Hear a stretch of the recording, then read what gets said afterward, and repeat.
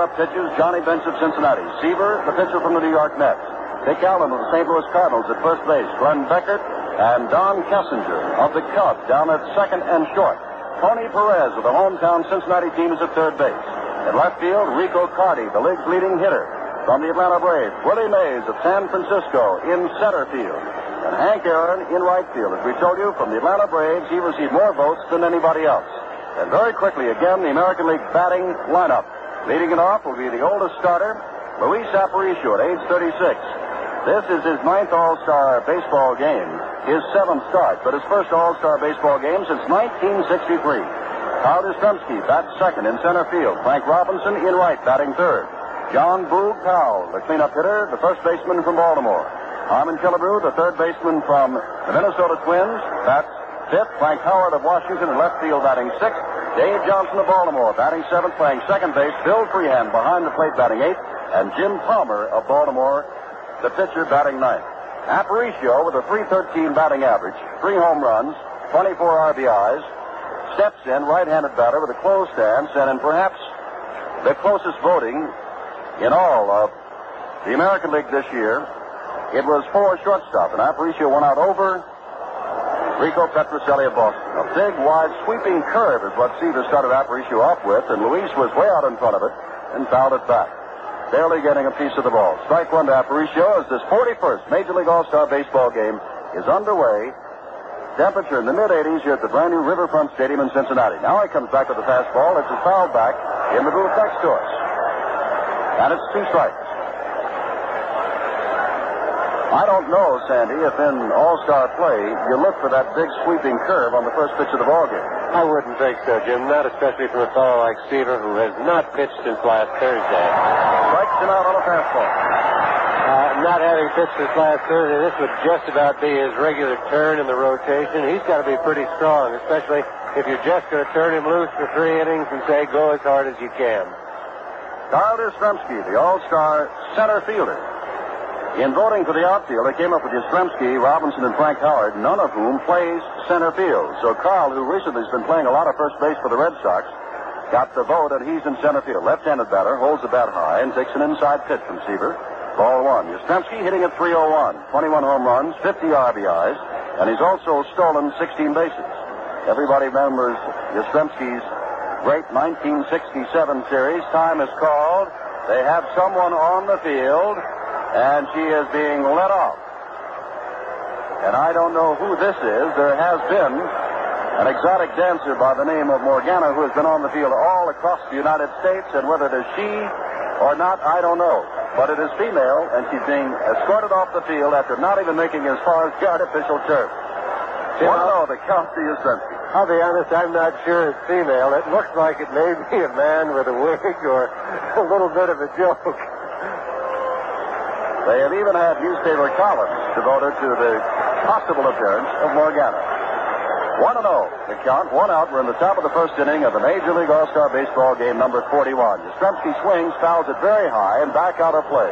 It's 1-1. Seaver, the pitcher, from the Mets, Bench of Cincinnati, the catcher. On deck is Frank Robinson. Frank has a sore shoulder. Yesterday at the All-Star press luncheon, someone asked Frank, how's your injury? And the Baltimore Oriole outfielder said, which one? But they were speaking of his shoulder. Back with a curveball, hit up the middle, gets past the outstretched glove of Kessinger, and Yastrzemski's on with the first base hit of the All-Star baseball game. Hitting a 1-1 pitch, Seaver almost was able to stop it at the mound. Jim Seaver's thrown quite a few change-ups in his brief time on the mound. This 1 out and 1 base hit here. But on that ground ball, you could just see the ball begin to pick up speed on this artificial surface. And that's the problem. Sometimes the ball is not hit very hard, but it begins to spin. And that's what the artificial surface does to it. And as it spins, it picks up a little bit speed. So the second and third bounce sometimes are a lot quicker than the first one was. Frank Robinson steps in. He leads the American League in hitting at .330, right-handed batter. 6 All-Star games with the National League, and this is his third with the American, a swinging strike one. Around each of the bases, first, second, and third, there are 20 by 20 patches of dirt. Otherwise, it is completely artificial surface, except, of course, for the pitching mound and around home plate. Strike on the outside corner. Bench fakes the throw to first. But back in plenty of time was the base runner, Yastrzemski. Down is 2 strikes to Frank Robinson. I think your first impression of the way the field is playing, Jim, everybody seems to be deeper. The shortstop is back behind the line where normally the skin would be. Robinson strikes out another fastball strikeout to Seaver. And as he struck out Aparicio, so he does Frank Robinson on 3 pitches. So I think Tom Seaver may have been trying to get away with having an easy time here in the All-Star game. I'm sure he's aware of the fact that he's slated to start again on Thursday after the All-Star break and was trying to have as easy a 3 innings as he can. But after Yastrzemski got the hit, he really started to throw hard to Frank Robinson. Boog Powell, 73 RBIs, 23 home runs stepping in. Left-handed batter takes the changeup for strike 1.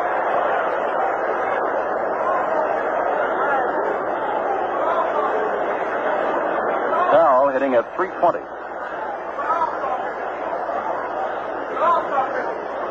Yastrzemski slight lead off first base. Dick Allen of the Cardinals holding him on there. Yastrzemski can move outside with the pitch and low. It's 1-1. To Boog Powell. Harmon Killebrew of the Minnesota Twins, last year's most valuable player in the American League, is on deck. We're in the top of the first. No score. Yastrzemski at first base with a base hit up the middle. 1-1 the count to Big John Boog Powell, all 6'4", better than 230 pounds. Swings, hits it high in the air, in the infield. Tony Perez of Cincinnati will get the honor, making the last out in the first inning, and does so. No runs, 1 hit, no errors, 1 left. And in the middle of the first inning, the American League nothing, with the National League coming to bat. Bottom of the first, the National League coming to bat is Jim. Setting the defense for you for the American League now, Jim Palmer. Warming up, of course. Palmer had a great history of injuries after being a star of the 1966 season in the World Series, but has come back and is 12-6 thus far this year from Baltimore. Bill Freehan is behind the plate from Detroit. Boog Powell of Baltimore at first. Davy Johnson of Baltimore down at second. Luis Aparicio of the White Sox at short. Harmon Killebrew of Minnesota at third. Frank Howard of Washington in left. Carl Yastrzemski of Boston in center. Frank Robinson of Baltimore in right. The batter is Willie Mays. This is his 21st All-Star game, the 7th time he has led off an All-Star game. Takes a called strike from Palmer. Back in 1965, Mays led off with a home run. And that's only been done 3 times in the previous 40 years of Major League All-Star play.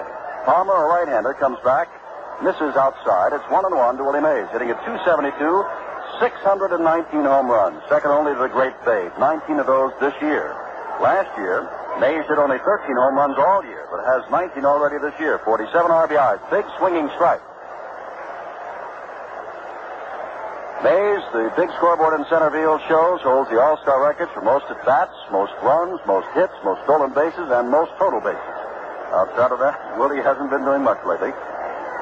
Count is 1-2 to him. Palmer, the right-hander, throws inside. Mays leans away from a fastball. It's 2-2.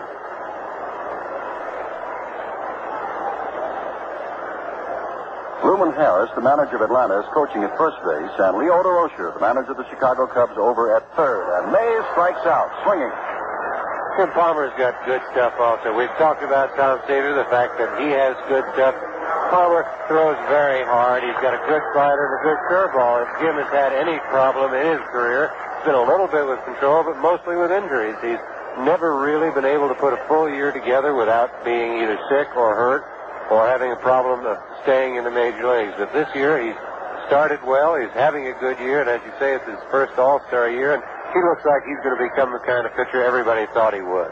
Dick Allen of the Cardinals takes a big swing at Palmer's first pitch, strike 1. As we said, in other years, we have called Dick Richie, but after going to the Cardinals, he announced he wanted to be called Dick. So it is Dick Allen hitting at 285, 25 home runs, 72 RBIs. Palmer's right back in a high inside fastball that Allen ducks under. And it's 1-1 with Palmer. Allen, while with the Phillies, set the home run marks for Philadelphia as a first baseman, as a third baseman, and as an outfielder.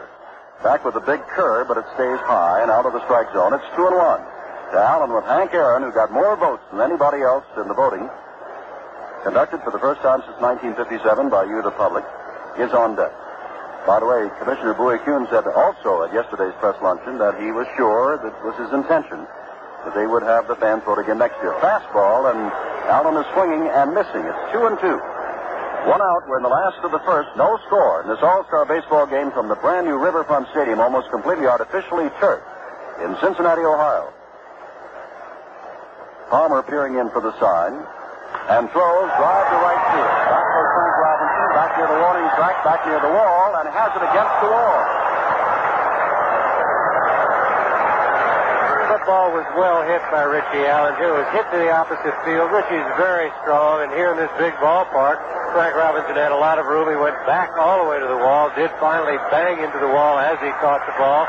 But I think it fooled Palmer a little bit. He just trying to get the ball out away from Richie and keep it in the ballpark, and Richie hit it a long way. Hank Aaron, 19th All-Star game, his 13th start. Hitting at .314 on the year with Atlanta, 24 home runs and 71 RBIs. And Palmer is ready and hits the outside corner with a fastball. It's strike one. 2 outs. Yastrzemski of Boston has the only hit in the ball game. We're in the last of the first. Palmer's a little high with his next pitch. It's 1-1 to Aaron. Tony Perez of Cincinnati kneels on deck. This is his stadium. They closed up Crosley Field at the end of June, and this is the new home of what they call the Big Red Machine, the Cincinnati Reds. Palmer misses with his next pitch. It's 2-1. Aparicio is in where the skin of the infield would normally be, but Davy Johnson is deep, and the ball is hit to Aparicio on 2 giant hops. He guns the ball over to Powell, low throw, but in plenty of time, and Aaron is out. And at the end of 1 inning, the National League and the American League are scoreless. Back in Cincinnati, Jim Simpson with Sandy Koufax. Harmon Killebrew leads off the top of the second inning, takes an outside pitch from Seaver. It's ball 1. Killebrew, right-handed batter from Minnesota, big swing and miss for strike 1. And 1-1. Harmon, last year's most valuable player in the American League, hitting .322, leading the league in home runs with 26, and he has 72 RBIs. 10th All-Star game is 6 starts. Seaver, the right-hander of the Mets, ready again, low and away. Ball hits the dirt. Johnny Bench digs it out and throws it back to Tom. It's 2-1 to Harmon Killebrew. A hot, muggy night. Attendance, 51,838. That's an attendance figure they could have put up there before the game began. It's been sold out for some time. Big swing and a miss by Killebrew, and it's 2-2.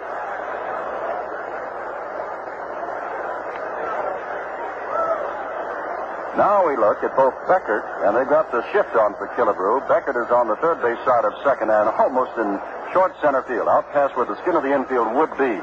Killebrew, though, strikes out, swinging. And that's the third strikeout for Tom Seaver. Jim, I think we should describe this infield a little bit. There is no dirt as the base path portion, but they have white lines to designate where it would normally be. It is all the green artificial surface, but you can see the outline by a white line drawn all the way around the infield, so you can sort of tell where the infielders are playing. Frank Howard stepped in, turned to Al Barlick, the National League umpire, and Barlick walked out and asked Tom Seaver for the baseball, looks at it, and tosses it back to Seaver. And as Howard of the Washington Senators stepped in, you could hear the ooze of the crowd. Frank is a big man, listed at 6'7", and he says he plays at about 260. There are those who will say it's more like 280. Frank hitting 282, 24 home runs, most of them giant blasts, 67 RBIs. Third All-Star game and his third start. Big right-handed batter. 1 out on the top of the second in the scoreless All-Star baseball game. And he swings that big cut and misses. Strike 1. 4 men have struck out 6 in an All-Star game. Most recently, Ferguson Jenkins a couple of years ago in 1967. Fastball down the middle, strike 2. Carl Hubble, remember his great feat? The men that he struck out: Ruth, Garrett, Simmons, Fox, Cronin. Outside and high from Tom Seaver. It's 1 ball, 2 strikes to Frank Howard. Aparicio led off for the American League by striking out on 3 pitches. Yastrzemski single went up the middle. Robinson, Frank, struck out on 3 pitches, and Powell popped out. Since that time, Killebrew has also struck out, and big Frank Howard strikes out, and that's the 4th for Tom Seaver. Seaver looks like he's throwing very well tonight. He isn't throwing his good fastball all the time. He gets 2 strikes on the hitter, and all of a sudden, there's just a little bit extra on that fastball, and it's giving the American League hitters a lot of trouble up to now. Well, we were talking about that all-star record, Sandy. 6 strikeouts. And, of course, the pitcher can only work 3 innings unless it goes to extra innings, and Seaver already has 4. Breaking pitch low and away from the next batter, Davy Johnson of Baltimore, hitting .299, playing second base. His first start, he was on the 1968 squad, played and was 0 for 1. He was named last year, but was hurt and didn't get to play. Strike 2 swinging. And since Rod Carew is injured and out of active baseball, at least until September, according to President Calvin Griffith of the Minnesota Twins, Davy Johnson is down at second base. Well, Seaver's out in front of Johnson now, already with 4 strikeouts. Comes back, Johnson gets a piece of it and fouls it to the screen. You know, some people say, Sandy, that you dwell too much on statistics of baseball, but those who love and follow baseball, statistics are just like the basic course. And here we are, 6 strikeouts to the record, and Seaver already with 4, and we're not yet through the second inning. Just misses. Seaver started to walk off the mound. He thought he had strikeout number 5. Jim, I think the whole National League team thought he had strikeout number 5. Johnny Bench started to leave. The whole infield was on its way out. The only one that said no was Al Barley. 2-2 the count. Seaver back, hit high in the air, and into short right field. Aaron circles back and over. Willie Mays is there. Aaron will make the catch, and it's another 1-2-3 inning for the American League. A runs, hit through errors, and none left. And now again, here's a word from Len Dillon. The crowd here at the Riverfront Stadium in Cincinnati in the scoreless ball game as we open the second cheers the arrival of Tony Perez, hitting .356, leading the National League with 29 home runs and 90 RBIs, and of course, he plays for the Cincinnati Reds. Right-handed batter, closed stance. Jim Palmer of Baltimore, the right-handed pitcher, staring in and throws high to Perez. Ball 1. The American League, no runs, 1 hit, no errors. The National League up only for the second time, went down 1-2-3 in their half of the first inning. Palmer ready again, throws again. This one is shoulder high. A little bit lower than the shoulder, says Barlick, and it's a strike. 1-1.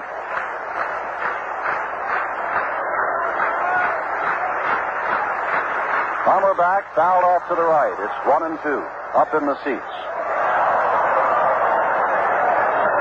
They're clapping, of course. I think some of the folks here, Sandy, believe they're watching the Cincinnati Reds play. Of course, it fouled at Perez, and with the All-Star break and already 90 RBIs and 29 home runs and a .356 average, you know the kind of year he's already had, let alone at the finish. Fastball from Palmer is high, and it's 2-2.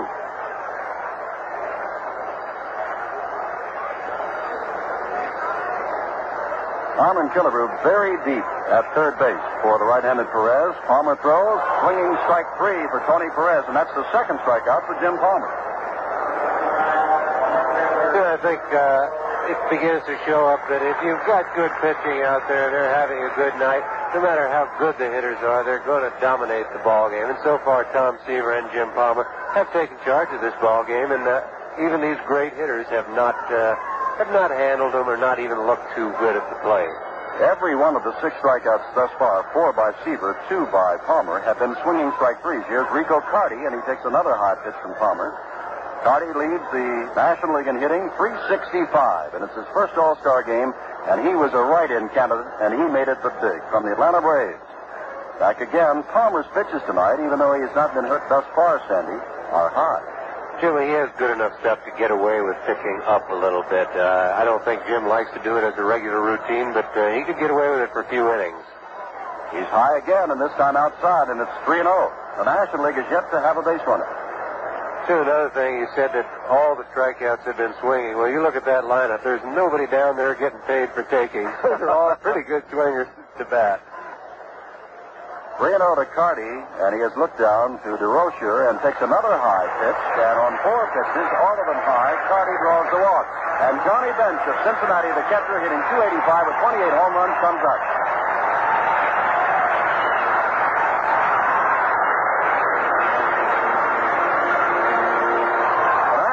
Has its first base runner, Enrico Carty at first base. And Johnny Bench, who was on the All-Star squad as a rookie, this is his 3rd year in the National League. This is his 3rd All-Star game and his 2nd start. Last year, he hit a home run. Palmer ready and throws. Outside, ball one. While Palmer was trying to come back, the story goes in one of the Cincinnati papers this morning, he was down at Rochester, and Johnny Bench was also in the International League, and Palmer had the bases loaded, and Earl Weaver at that time, the manager of Rochester, walked out and said he's a ping-pong hitter. Palmer threw one down the middle, and Bench had a grand slam home run. Now, with the pitch outside, Palmer has thrown 6 straight balls since striking out Tony Perez to lead off the last of the second. Carty short lead. He's still within that 20 by 20 section of dirt at first base. Here's the strike. Bench looked as though he might offer at it, although you would think that he was taking, so now he stares down to Leo DeRocher of the Cubs, who's coaching at third base. Palmer already is dripping wet. It's a very humid night in Cincinnati. Just before game time, the temperature was 87 degrees. 2-1 pitch. Again on the corner. It's 2-2. Tonight's broadcast not only heard throughout the United States on NBC, but through AFR-TS, overseas, in Europe, and in Southeast Asia, wherever you are, Japan. Danny Koufax and I greet you from Cincinnati, Ohio, in the brand new Riverfront Stadium. Scoreless ball game. Breaking pitch, Bench fouls it back. 2-2. Last of the second inning, 1 out. That's Perez's strikeout. Carty with a walk on 4 pitches down at first base. And 2-2 to Johnny Bench in this scoreless ball game. The 1968 game, remember, was 1-0 when Mays got on and scored an unearned run as the first man up for the National League down in the Astrodome. Fouled back and toward us and over our heads behind home plate. Count remains 2-2 to Johnny Bench. Bench is a youngster, only 22 years old, born in Oklahoma City, lives in Cincinnati. And back in 1967, when Jim Palmer was trying to work out his arm problems at Rochester and Bench hit that grand slam off of him, he was only the minor league player of the year. Palmer in the stretch, looking at Carty, and comes back, and again Bench fouls it back. There is a breeze blowing within this Riverfront Stadium, and I'm sure it's swirling around, but the flag out on right center field is blowing from center toward right. Don Kessinger of the Chicago Cubs on deck.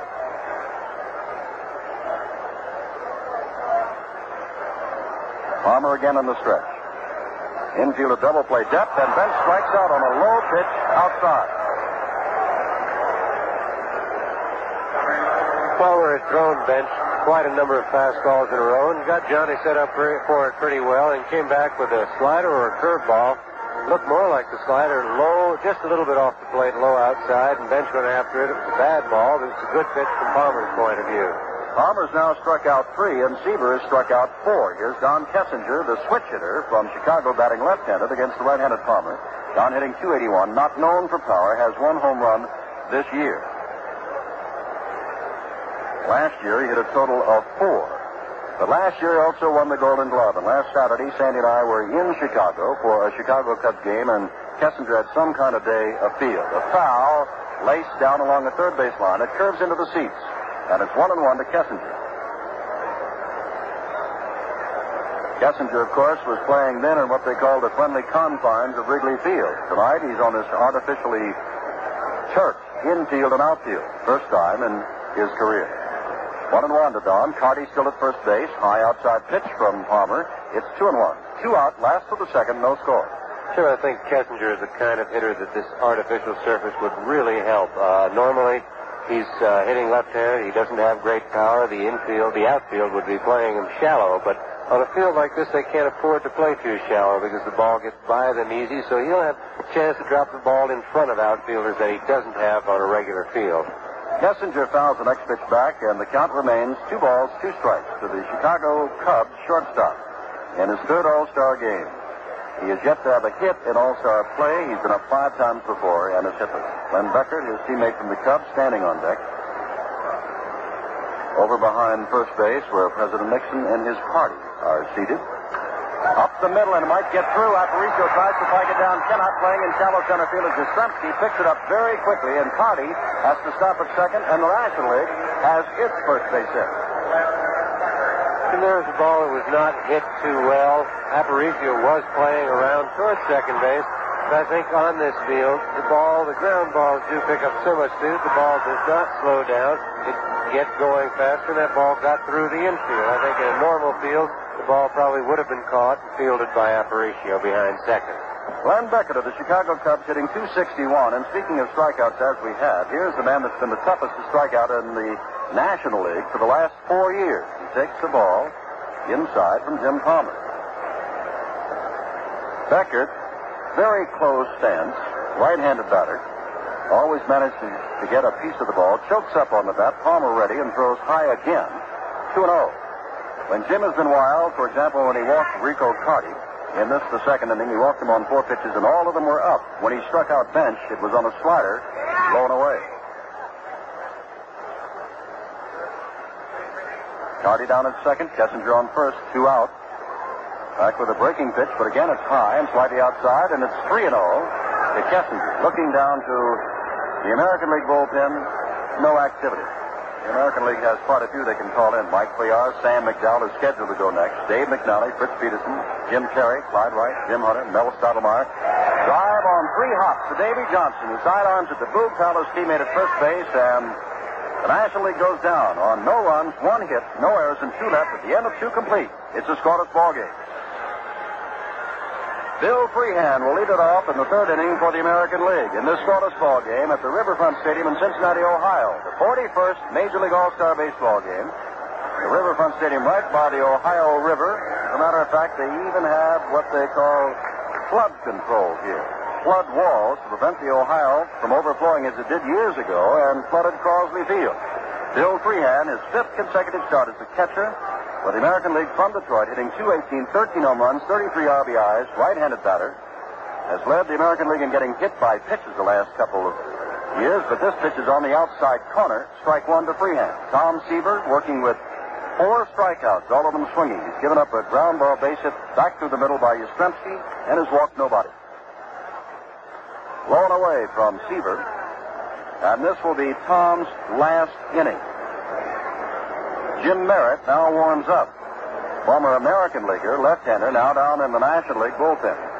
He'll be coming on in the next inning. Seaver back with a 1-1 pitch, drilled to center field. Willie Mays running to his left, now taps his glove and has it for the first out. Well hit by Bill Freehan, and Jim Palmer, the pitcher, will bat for himself. Palmer's won 12, lost 6. And, of course, plays for Earl Weaver with the Baltimore Orioles. And, of course, Baltimore is having a grand time in the Eastern Division of the American League, leading Detroit by 6 big games. Palmer takes a swing at the first pitch. It was in on his fist. It's strike 1. Jim Palmer is a pretty good hitting pitcher. He's not hit for that good an average this year, but he's got good power and hit a few home runs in his career. Tries to bunt. Perez playing deep, comes with a barehanded pick to close and has it. Fine play by Tony Perez. That's a very, very fine play by Tony Perez. He was playing deep. He was playing very deep. And the bunt play is even more difficult, I would think, on this kind of an infield. It's very tough to keep your footing, and Perez came in, made the play, picked the ball up cleanly, and threw from that off-balance position and made just a great throw. If the throw is a little bit off where Richie Allen can't stretch, he can't make the play. Aparicio, who struck out on 3 pitches, is back. With 2 out in the 3rd inning for the American League of a scoreless game, Aparicio, right-handed batter from Chicago, takes outside ball 1 from Tom Seaver, the New York Mets. Is ready to throw again and does. Ground ball, chance for Beckert at second base, scoops it up, throws on to Dick Allen at first base, and it's another 1-2-3 inning, and Seaver is through with his pitching, and he is not allowed a run. In the middle of the 3rd inning, the American League nothing, and the National League nothing. The score at the end of 2.5 innings, American League nothing, the National League nothing. Jimmy? Well, in Montreal, they call him Le Grand Durand. Rusty Staub, the red-headed outfielder with the Montreal Expos, and quite a star he is up there, too. The Expos representative with the National League, and he'll be batting for Tom Seaver, who has completed his pitching chores. Staub hitting at .293, has 15 home runs, 55 RBIs. Palmer's first pitch to the left-hander is a strike at the knees on the outside corner. No score. Staub will be followed by Willie Mays, who is on deck, and then Dick Allen. There's not been anything close to a scoring threat, although with 2 out. The last inning, pitches inside from Palmer, and it's 1-1. Carty got as far as second after walking, and Kessinger grounded a single up the middle. Same kind of hit that Yastrzemski had, the only hit for the American League. Palmer with the 1-1 pitch is back high in the air. Frank Robinson, Carl Yastrzemski there. Yastrzemski in right center field takes it for the first out.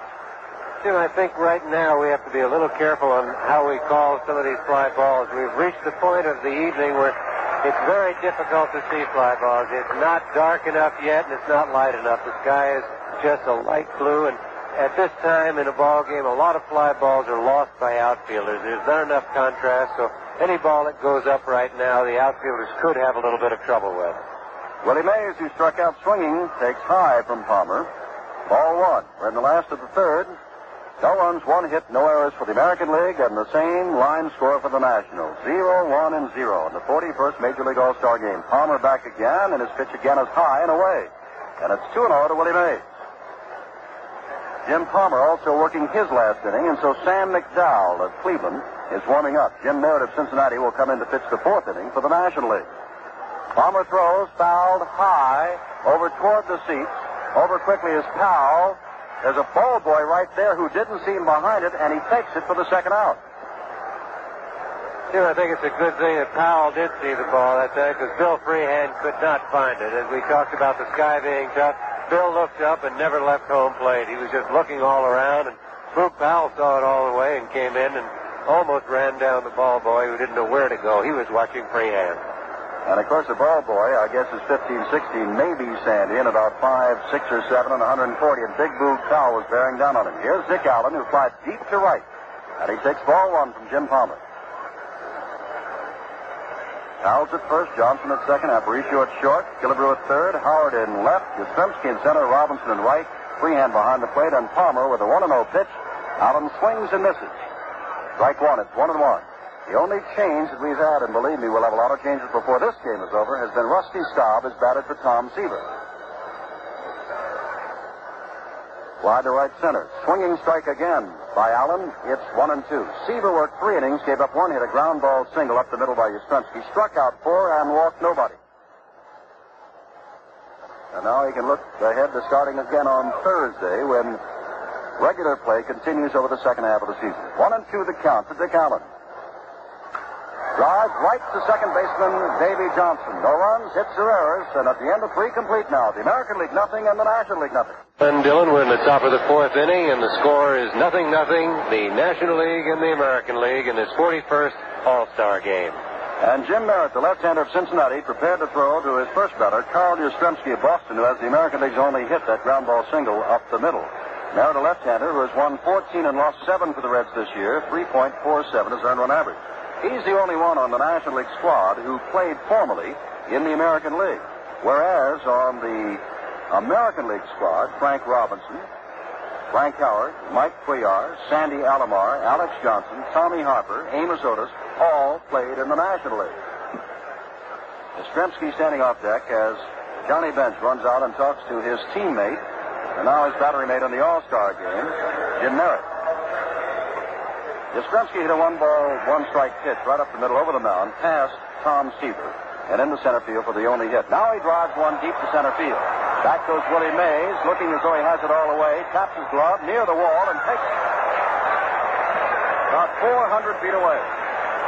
That ball was hit very hard by Carl Yastrzemski. You can watch Mays and tell that he's going to catch the ball. It was fairly evident he was backing up slowly. If there's going to be a problem, he'd get to the wall so that he'd have a chance to jump. But Willie just sort of trailed the ball back slowly and caught it right at the base of the wall. Frank Robinson, who struck out on 3 pitches against Tom Seaver, faces the left-hander Merritt and takes inside from Jim. Ball 1. Well, thus far, there's been no scoring at all. The National League did get 1 man as far as second base in the second inning. Other than that, no. Robinson almost goes into the ground like a corkscrew, swinging and missing at a pitch from Merritt. 1-1 to Frank Robinson, who's bothered with a sore shoulder, but although Earl Weaver could take players out, he's going with the starting lineup here in the 4th inning. He has to play them for 3, but this is inning number 4. Back again, and Merritt's pitch catches the outside corner. Strike two. Frank Robinson doesn't think so, walks away. The umpire, and he's got to be warm tonight, Al Barlick, wearing that chest protector underneath a jacket. And the temperature now is at least 85, and it feels as though the humidity is the same. 1-2, back with the ball that bounces in the dirt, and it's 2-2 to Frank Robinson. Yeah, I noticed earlier in the game there seemed to be some breeze up above the stadium. The flags were moving, but right now they're just still, and it seems to be getting warmer. I'm sure before the night's over, it's going to have its effect on the umpire, Al Barlick. Sam McDowell continues to warm, if that be the word, down in the American League bullpen, down in left field. 2-2 the count to Frank Robinson, who struck out, and he's called out on the changeup. The first two pitches we've seen here tonight, Seaver and Palmer, both are great stuff. Merritt comes out. He is not the kind of guy who throws as hard as the first two guys, but he has great changes of speed. He has a fine curveball. He has good control. He knows how to pitch. And I think we've seen an example of it here in these first two hitters. Boog Powell popped to Perez to end the first inning. Last time up, the big, giant, left-handed batter facing the left-hander, Jim Merritt on the mound, and the pitch is low and away from him. Ball one. Two out in the fourth inning before 51,838. Our radio broadcast tonight traveling around the world on American Forces radio and television service. Another low and away pitch from Boog Powell, and that seems to be the best place to pitch a man that big. I think you look at the scoreboard, and you got a big ballpark, and like this new one in Cincinnati, and it's 2 out, nobody on the inning. You try and keep the ball away from the hitter and try and keep it in the park. You give him the base hit to the opposite field, but try not to let him hit the home run. I asked Sandy today about Tom Seaver's saying that sometimes with this kind of artificially turfed ground that you might try to make the men hit the ball in the air instead of on the ground. And Sandy's retort was, I've never seen a ground ball go into the stands for a home run. Change up, and Powell's way out in front of it, and it's 2-2. I think the artificial surface may cause more runs to be scored, Jim, but I think it'll happen for both clubs. So I think a pitcher still has to do his job the best way he knows how. In the fourth inning, 5 American leaguers have struck out against National League pitching. Fouled off deep into left field stands by Powell, and 3 National Leaguers were struck out by Jim Palmer, who is now through. Palmer worked his 3 innings, gave up 1 hit, struck out 3, and walked 1. McDowell will be next up. Merritt ready with a 2-2 pitch, and Powell hits it deep to center field. Willie Mays comes over. It's not that deep, really. Taps his glove, and in left center field makes the basket catch. No runs, hits or errors. In the middle of the fourth, we still have a scoreless ball game. The American and National League, no score. The score at the end of 3.5 innings, American League nothing, the National League nothing. Big Sam McDowell has led the American League in strikeouts for quite some time, 4 times in the last 5 years. And he leads the major leagues in strikeouts this year, 183 in 177 innings. And the man he's going to face is Henry Hank Aaron with 24 home runs, 71 RBIs. He grounded to shortstop. McDowell's first pitch from the big left-hander is strike 1. Both Weaver of the American League and Hodges of the National started with the right-hander, and both have gone to left-handers as their second pitcher. 1 strike pitch to the right-handed Hank Aaron is way up high for McDowell, and it's 1-1. You know, I think we've talked about the other pitchers in this ball game so far and said that they had good stuff, that they threw hard, but I think you have to look at Sam McDowell and say that he throws harder probably than anybody else in the ball game. 1-1, and this time he changes on his feet, and it's outside, 2-1. Down in the bullpen for the National League is Hoyt Wilhelm, who later on in the month will be 47 years old, and yet he's not the oldest player ever to play in an All-Star game. Know who is? 2-1 the count. Ground ball, charging it is Killebrew. McDowell is off, has to make the throw, and has it on a fine play by McDowell, breaking across and actually throwing from foul territory down the third base line. This is a very fine play by McDowell. It's a tough play for the left-handed pitcher to make. He's going after the ball towards third base, facing the wrong way. He has to make a full circle to make the play and throw a good runner in Aaron out at first. One out now in the last of the fourth inning of the scoreless All-Star game. And the answer to the question is, who is the oldest to play in an All-Star game? Leroy Satchel Paige, who was just 47 when he played in the All-Star game. Tony Perez, who struck out swinging, leading off the second inning. Up now, right-handed batter with those 29 home runs and 90 RBIs, and swings and misses at a McDowell fastball. And that is what you call smoke, Sandy. Big Sam McDowell. And when they had the higher mound, and when he looked down at you, all 6 feet 5 inches of him, quite an awesome man, because he throws hard. Back with another hard one, but it's inside. It's 1-1. The charge against McDowell has been that he has tried to use too many pitches, when he can resort almost exclusively to the fastball. And they say this year, Sam is sticking with what he does best, and that's why he's here. Fouled off to the right.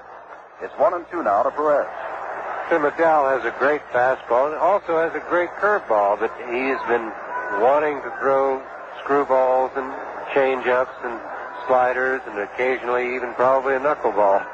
And I think they've accused him of being a young Tom Edison on the mound. But as you say, this year, Sam just keeps going out there and throwing hard and done a great job for Cleveland. 1-2 the count. McDowell back and ready to throw, and has Perez striking out, swinging for the second time. McDowell's first strikeout. Fourth strikeout for the National Leaguers, and here's Rico Carty, who drew a walk from Jim Palmer on 4 pitches. 2 out in the last of the fourth of a scoreless ball game. Leo DeRocher coaching at third. Luman Harris of Atlanta at first. For the American League, Ralph Houck of the Yankees is at first base, and Lefty Phillips of the surprising California Angels is over at third. Gil Hodges manages the National Leaguers, of course, is the Mets chief, and Earl Weaver from Baltimore manages the American League. And we've got a scoreless game as Carty, the right-hander, steps in and takes a strike right at the knees on the outside corner. Gaylord Perry, whose brother Jim Perry plays for the American League. Gaylord Perry, the San Francisco Giants, is stretching his knees and preparing to warm up down along the right field line. McDowell simply blew this one right past Carty, whose swing was way behind time. The scoreboard thus far shows no balls and no strikes. Now the scoreboard has gone completely out as the ball punched down into that National League bullpen and now rebounds onto the field where it's picked up out there by Frank Robinson. 2 strikes to Rico Carty with 2 out in the last of the fourth. Well, it's a muggy night in Cincinnati, but nothing like what happened in Washington last year when the dugouts filled up with water and they had to play it on a Wednesday afternoon. Low at the knees, freehand bobbled the ball for the moment. Carty looks back at Al Barlick, who says it's ball 1. 1-2. There have been no changes other than a pinch hitter and the required pitching changes at the end of 3. Both managers sticking with the lineups that the fans have voted. 1-2 pitch off the corner with the fastball, and it's 2-2. Jim, I think you can tell that this is sort of the shakedown cruise for this ballpark. The scoreboard has broken down, and they've got the score on the message board now. Staring in, Sam McDowell, ready for the 2-2 pitch to Carty. Ground ball right back to McDowell, who can leap high because he's a tall man and easily throws him out. No runs, hits or errors at the end of 4 complete. American League nothing and the National League nothing. Jim Simpson with Sandy Koufax and Len Dillon back at Riverfront Stadium in Cincinnati. And now we have our first changes. Defensively, Pete Rose of Cincinnati has gone to right field. He's won the batting championship the last 2 years. And in left field, it is Jim Hickman of the Chicago Cubs. A hitter getting better than .330. And we see Tony Oliva of Minnesota warming up down in the bullpen, and he obviously will come over in the last of this inning. Rose will bat third, while Hickman will bat fifth. Harlan Killebrew, the batter, to face Jim Merritt.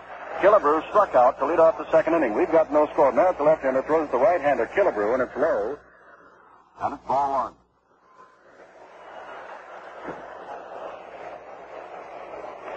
And again, Barlick calls for the ball. And, Sandy, that's the most we've seen anyone call for baseballs in recent games. Barlick must have inspected 4 or 5 of them thus far this evening. It's a little unusual in that this field, the ball should not get as dirty as it would on a normal field. Ground ball past Perez on one hop. Gloved by Hickman of Chicago in left field, and Killebrew has the second American League hit. And the first off, Jim Merritt. Killebrew's a real fine off-speed hitter. Merritt tried to change on him, and Harmon hit the ball line drive into left field. I believe we're going to have a pinch runner now for Harmon. Tommy Harper has gone in to run. Killebrew is all done for the night with that base hit. Tommy Harper, of course, last year had a great year. Stole more bases in the American League than anybody since Ty Cobb way back in 1915 when he stole 96. Harper last year stole 73. And, of course, Harper having a great year this year in the stolen base department with nearly 50. Big Frank Howard takes low from Merritt. Howard, a big right-handed batter. Merritt, a left-handed pitcher. No score, but the leadoff man, Killebrew, single, and Harper is running for it. Harper, of course, a representative of the Milwaukee Brewers. And with a good leadoff first base. Harper used to play for Cincinnati. And on that move to the plate, as Howard swings and misses, Harper was moving back to first base. Jim Merritt has a fine move to first base. He hasn't thrown over there yet. Until he does, Harper can't be too sure just how good that move is. So Merritt may not throw over there and just keep Harper guessing. 1-1 the count to Howard. Now he lobbed one over there. I think I said Harper had nearly 50 strikeouts. That is incorrect. He has 28. Howard struck out back in the second inning against Tom Seaver. Wait, Seaver throws inside. And it's 2-1 to Frank Howard of the Washington Senators, wearing the gray traveling uniform with the red numbers and the red batting helmet. Don Kessinger has gone way back. Ball is in the dirt to Howard. And it's 3-1. The National League has not given up a walk yet. Harper, of course, talking about his steals, not his strikeouts. Tommy now ventures out to 1 foot on the artificial surface. And so Merritt's going to throw over there, and Harper's back in plenty of time. 3-1 the count to Howard, the leadoff batter here in the 5th inning of a scoreless all-star baseball game. Killebrew singled, Harper has taken his place at first base, and Howard is the second batter. The 3-1 pitch. Let's see if they've got him swinging. They do. Drive to left field, not too deep. Back goes Kessinger. In comes Hickman. Hickman takes it for the first out. They allowed the big slugger to swing on the 3-1 pitch. And he flies to short left field. Harper retreats across to first base, and here comes Dave Johnson, who flied to right field. Johnson on 2-2 took a pitch that the National League thought was, they had a pitch out going for Harper at first base that the National League thought was strike 3. It was not, and Johnson went on to fly to right field to end the inning. That was in the second. The pause you hear is that the scoreboard is working again. Merritt ready to throw to Dave Johnson, but instead checks over at first base, and Harper's back in plenty of time. Harper, those 73 stolen bases last year. That was with Seattle before he moved on over. Made a move as if to go, and Johnson puts one down the right field line in foul territory over his Allen and also the second baseman Beckert, and he takes it. 2 outs. So that's the second baseman's ball. If he can get to it, he has a better angle than the first baseman does. The first baseman has to turn around and go straight back down the line. And Glenn Beckert, coming over from his position at second base, had a better shot at it, called Richie Allen off of it, and made the play. Well, Killebrew hit the changeup for a line drive single to left, but since then, Frank Howard has flied to short left, and Johnson has fouled out. Here's Bill Freehand to line to center field to open the 3rd inning. No runs, 2 hits, no errors for the American League. No runs, 1 hit, no errors for the National League. There goes Harper. Benches throw. He's a good catcher down there. He's got it. No runs, 1 hit, no errors, and thanks to Johnny Benches throw, nobody left. In the middle of the 5th, it's still a scoreless ball game.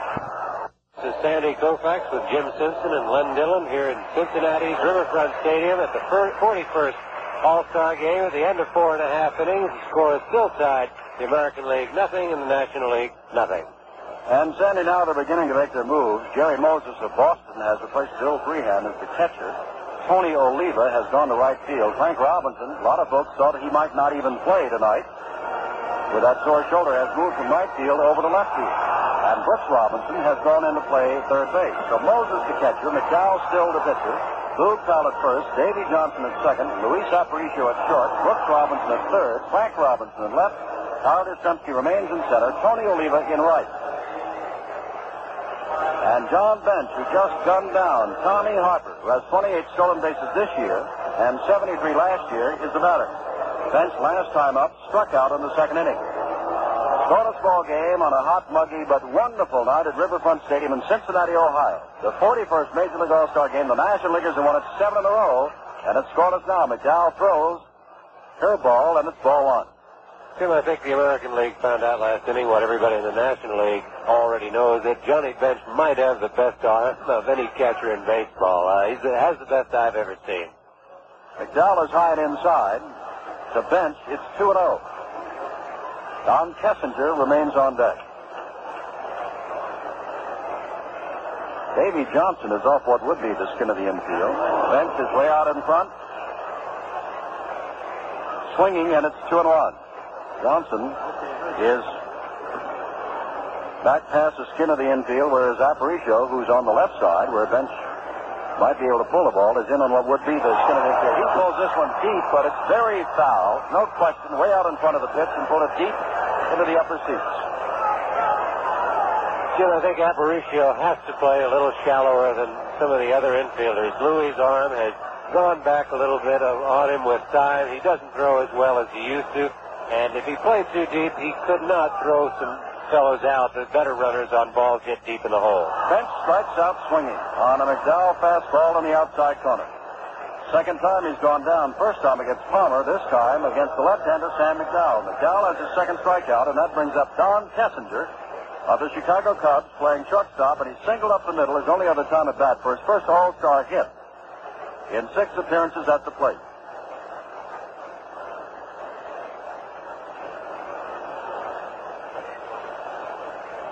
There have been 5 National League strikeouts. Perez has struck out twice, and Bench's teammate with Cincinnati has also struck out twice. Dowell's pitch is low and away from Kessinger, ball one.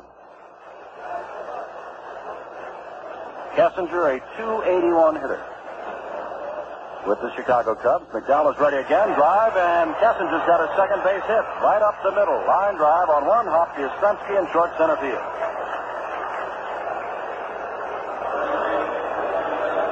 Well, the scoreboard shows the National League has 2 hits. Don Kessinger has them both.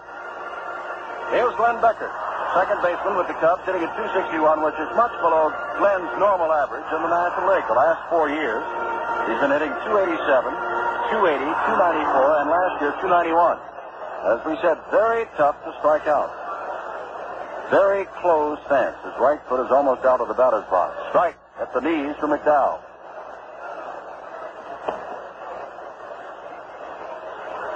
With 1 out and Leo DeRocher coaching at third, and both Kessinger and Beckert of the Cubs, so all year they work so well with the hit and run, it wouldn't be too surprising to see that come up here in this situation. Strike. It's strike 2. Both of them called, both of them at the knees, and Kessinger on first base is telling Leo DeRocher to move down a little bit because looking past McDowell, he can't see him. And so now DeRocher is leaning down so that Kessinger can see his signs looking across the diamond to his manager with the Cubs, and tonight the third base coach, Leo DeRocher. 2 strikes to Beckert. Kessinger leads off. McDowell throws. Ball right back up the middle, picked up at second base by Johnson. He has no play at first base because as he stepped on second, the ball nearly squirted out of his glove. So he settled for the force play. They're 2 down. And we're going to have another pinch hitter. And as he comes out of the dugout, it looks like Dennis Menke of the Atlanta Braves.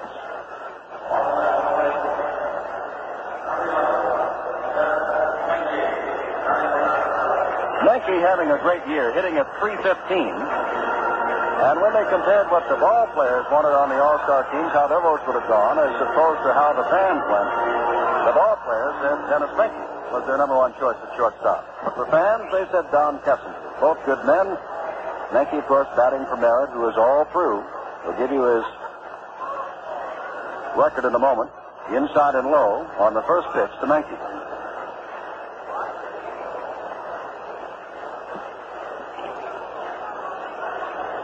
Merritt only worked 2 innings, struck out 1, gave up 1 hit, walked nobody.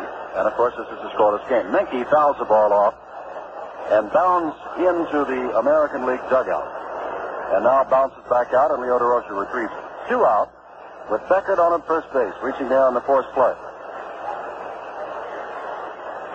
No runs, 2 hits, no errors for the American League. No runs, 2 hits, no errors for the National League. We are in the last of the 5th at Cincinnati. Lowered in the dirt and blocked nicely by the new catcher, Jerry Moses, of the Boston Red Sox, who took over after Bill Freehan caught the first 4 innings.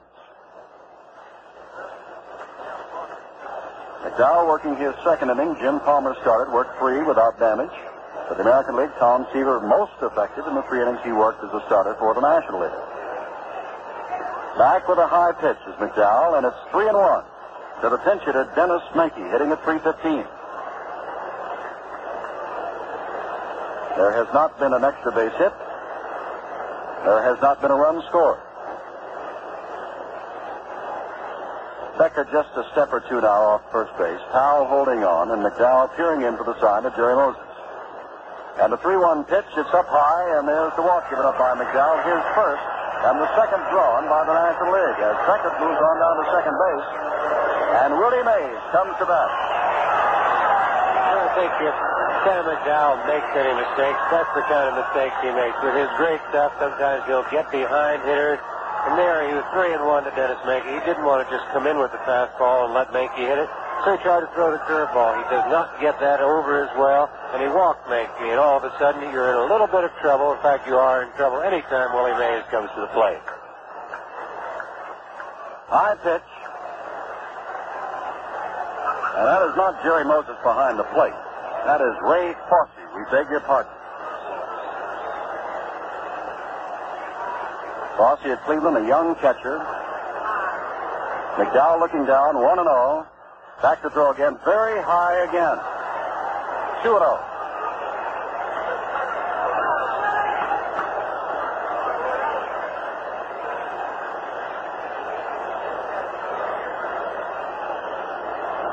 With 2 outs. Beckert on at second base. Menke on at first base. Strike. Good fastball.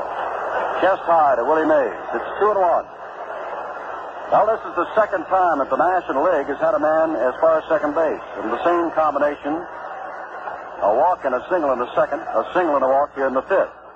But nobody's gotten any further than that. Up high with the fastball again, and it's 3-1. And remember, it was on a 3-1 pitch that Menke, as Sandy told you, tried the curveball. McDowell did, and Menke drew the walk. Now with 2 out, and Mays has struck out and fouled out the batter. Right-hander against the left-hander McDowell. Let's see what he throws. He comes back with a fastball, and Mays takes a big swing and a big miss. He did not come back with the curve that time, Sandy, on 3-1. Well, I don't think he can afford to walk another hitter now. You get yourself into enough trouble when you walk the man into scoring position, and now with Mays at the plate, I don't think he can go any further. He just threw his best pitch, which was the fastball.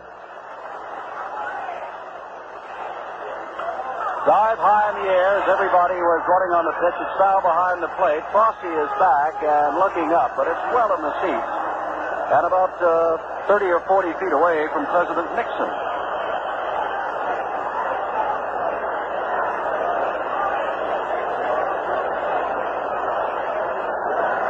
Now the count remains 3-2 to Willie Mays.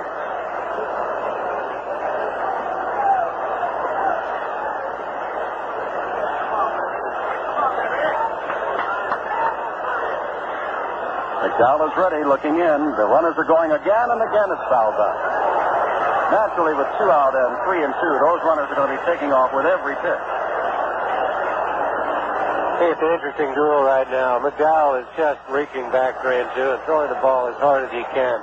The fellow at the plate, Willie Mays, is just standing there, and he's digging in with both feet and swinging as hard as he can. And as hard as Sam's throwing and Willie's swinging, if he makes contact, he's going to hit the ball. He's in the second deck here. Mays digging in again on 3-2, 2 out. Beckert moving away from second. Menke away from first. McDowell into the stretch. They're running. Here's the pitch, and it's fouled back again. And we'll repeat, it is a very hot and humid night. McDowell is working hard, Mays is working hard, and Beckert and Menke are running hard. Last of the fifth, no score in the 41st Major League All-Star game. The National League has won 22. The American League 17 has been one tie. The National League has won the last 7 in a row.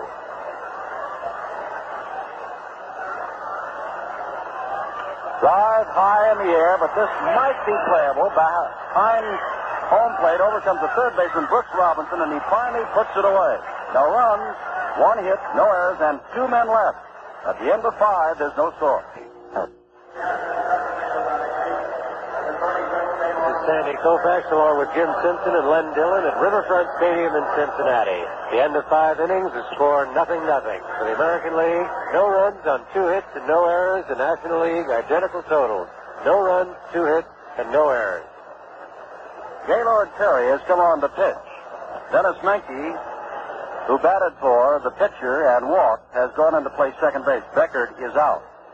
They have not made announcements. As you know, this is a brand new Riverfront Stadium, and the PA system is not here, and we're having to pick up these newcomers as quickly as possible. It looks like Clarence Gaston has gone into play in center field. First pitch by Foxy is hit to right field for a base hit. Rose is over, picks it up, and throws into Menke at second base, who cuts it off.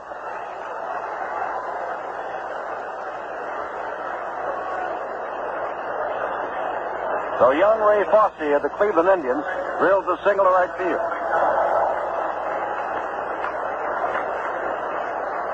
Sam McDowell of Cleveland will bat for himself.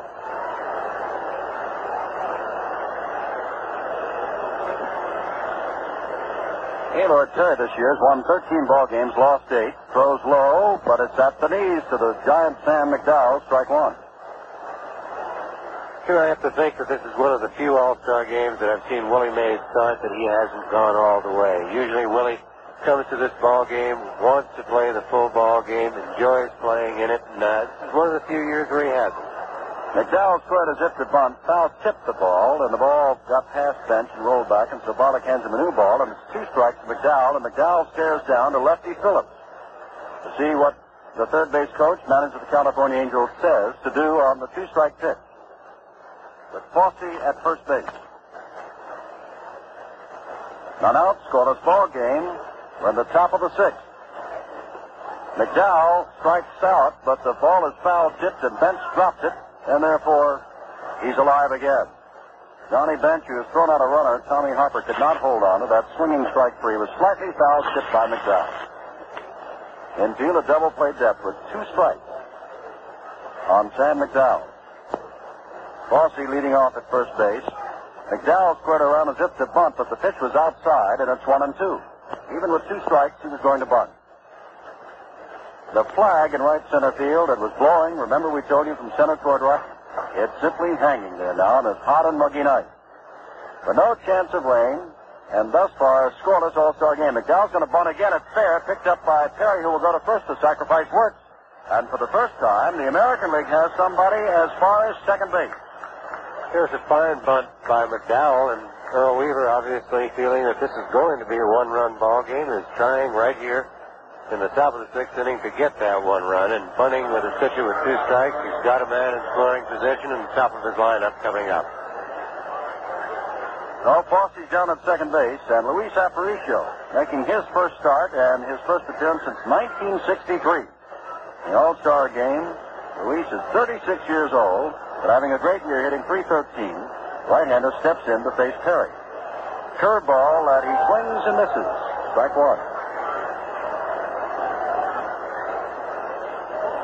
Fosse's base hit to right field was a line shot off Perry, and now Perry wants to check on his signs with Johnny Bench. He walks out to meet him halfway. I think Perry and Bench would like to just check on what signs they're using with a man at second base. A little problem here. If you make a mistake in signs, it ends up in a passed ball or a wild pitch, and the runner goes to third. And with less than 2 out, that's a big difference in your situation in the ball game. Gaylord Perry of San Francisco peers in, looks back, and throws. The ball is hit to right center field. Over goes Pete Rose. Now slowing down, stops there. Fosse has to retreat to second base as Rose throws to the cutoff man, Menke. They're now 2 down, and Fosse is still at second, with Carl Yastrzemski due up. Yastrzemski singled up the middle and then hit the first pitch he saw in the fourth inning from Jim Merritt and drove Willie Mays deep right next to the 404 sign in center field. And with that in mind, Johnny Bench walks out to tell something else to Gaylord Perry. I think in this situation here, you may not see the intentional pass. Gaylord Perry, having been around a few years, there's still something that players would sometimes like to call pitching around the hitter. Frank Robinson is nobody that you'd want to pitch to, but he's right-handed, and Gaylord Perry being a right-hander, he might rather pitch to Robinson than Yastrzemski. Well, as Gaylord Perry tries to get out of this inning without a run, his brother, Jim Perry, now goes to the American League bullpen to warm up. 2 out in the 6th inning, no score. Yastrzemski drills one into short center field. Around third base comes Fossey. The ball is picked up. They'll have to go to second. Yastrzemski fell down, and it's 1-0, the American League. Yastrzemski again hitting the first pitch. Jim Yastrzemski was jammed by that pitch. He didn't hit it hard. He hit it hard enough to get it over the infield into center field for a base hit and drove in the only run. And I'm not sure that Gaylord Perry hadn't tried to make the ball bad, but Yastrzemski hit it anyway. 1-0. The American League draws the first score in the 6th inning with 2 out. Yastrzemski again hitting the first pitch. And here is Frank Robinson, who's been down twice on strikeouts, once swinging in the first and called out in the fourth. And a check at first base. And very nearly Yastrzemski, who's a good base runner, and he has stolen 16 bases this year, was nearly picked off. Perry ready to throw, throws a curveball. Now Bench goes down to first and nearly has him again. Johnny Bench is showing us that arm that has made him the National League All-Star catcher. And some say one of the greatest, if not the greatest, ever. And he's 22 years old. Perry throws again, ground ball. At second base, Menke waits for it. Easy throw to first base, but the American League scored 1 run on 2 hits, no errors, and 1 left. In the middle of the 6th. We have a score. The American League 1, the National League nothing. The score at the end of 5 1/2 is the American League 1 run, 4 hits, and no errors.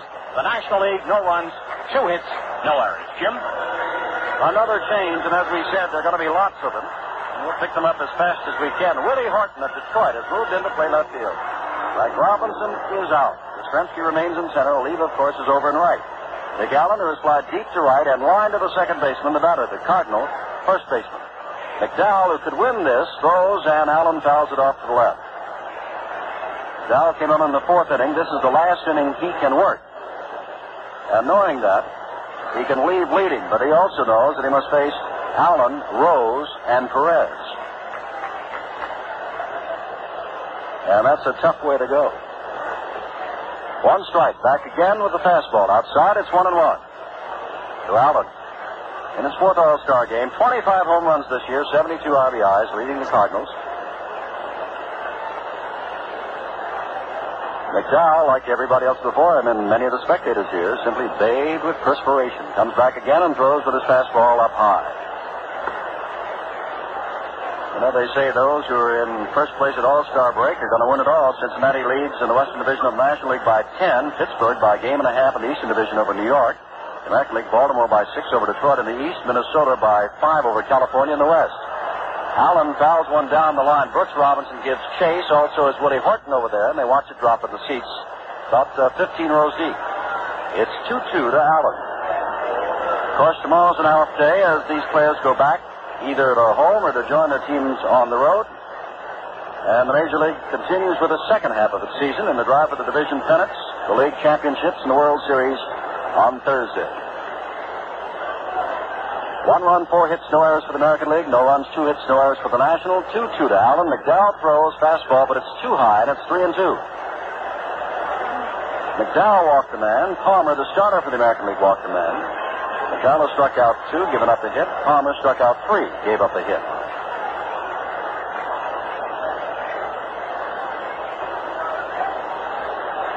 Sam is ready and comes back and throws and misses outside. It's ball 4. And Allen walks with Pete Rose, 2-time National League batting champion, member of the Cincinnati Reds, switch hitter coming to bat.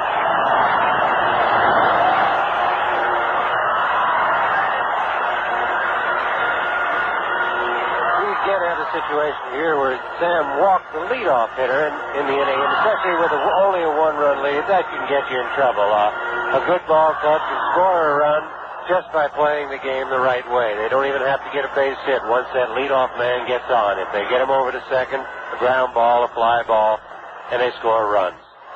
McDowell is high, and he trips a little bit on the mound with his first pitch, and it's ball one to Rose. He's hitting .323, and here at this brand new Riverfront Stadium is hitting well over .400 in the few games he's played here. He loves it. This is not only a National League town, it's a Cincinnati town, and the Cincinnati player, Rose, is at bat. McDowell is ready, throws 1-0, drives foul down the right field line, deep in the seats. As we said earlier, I think Pete would really love this new ballpark. He doesn't have great power. He doesn't hit a lot of home runs. He's a spray hitter. And in a ballpark like this, with the big outfield expanses and the artificial surface, all the outfielders have to play a little deeper. So Pete's going to have a lot more chance to drop balls in front of the outfielders and between them. McDowell stares over at Allen at first base. The scoreboard has been saying charge and go, go, go. The American League leads by a run. McDowell throws a fastball. It's too low, but he really had something on that one, and it's 2-1. Yeah, I think anytime Sam throws a fastball, he's really throwing well. He's got just a great fastball, and he uses it well. His only problem is control, and sometimes he gets himself in trouble. 2-1, McDowell staring in. We're in the last of the sixth. The National League has won the last 7 in a row, but they trail in this one 1-0. Rose swings and misses. It's 2-2. 3 members of the All-Star infield are Baltimore Orioles. Boog Powell at first, Davey Johnson at second, and Brooks Robinson at third. The 4th member is Luis Aparicio at shortstop. Ray Fosse of Cleveland, the catcher. Sam McDowell of Cleveland, the pitcher. Woody Horton of Detroit. In left, Carl Yastrzemski of Boston in center. And in right field, Tony Oliva of Minnesota. 2-2, none out. Allen at first base. McDowell taking a long time now between pitches. Last inning he can pitch, comes back with a breaking pitch and misses. And it goes all the way again, 3-2. Dave McNally of Baltimore has now joined Jim Perry in the bullpen for the American League. I think we have the situation again where 3-2 is not an even count. The pitcher is behind. He must get the ball over. No pitcher likes to keep going to 3-2. The throw low, and he has drawn the walk. He took a half swing, and Charlie Hustle naturally runs to first base. And out comes Earl Weaver. Earl Weaver has said that he wants to win this game, and he's walking out very quickly. And McDowell, after walking the first 2 men both on 3-2 counts, may be through. Jim, I don't know, but I would think that in this situation, McDowell is the man I'd have to see pitch to Perez. Perez is a fine off-speed hitter. He hits the breaking ball. He hits the off-speed pitches very well. If he has any trouble, I think it's with the fastball that the pitcher gets in on him. And of the 3 pitchers that the American League has available now and warming up, I'd have to think that the one on the mound right now has got the best fastball, and he'd have to pitch to Perez for me. Well, apparently for Earl Weaver also, as Weaver runs back to the dugout and McDowell stays on. He went to 3-2 on both Allen and Rose and walked them both. And now Tony Perez, who has struck out twice swinging. Hit a home run that won the 67 game, and extra innings hit the drive foul down the right field line and hit it hard. Perez looks down to DeRocher, who gives him the signs at third base. McNally and Perry continue to warm in the American League bullpen. 51,000 plus here, along with the President of the United States and his family. McDowell throws low and away. And it's 1-1 to Tony Perez, who has 29 home runs and 90 RBIs and is hitting .356.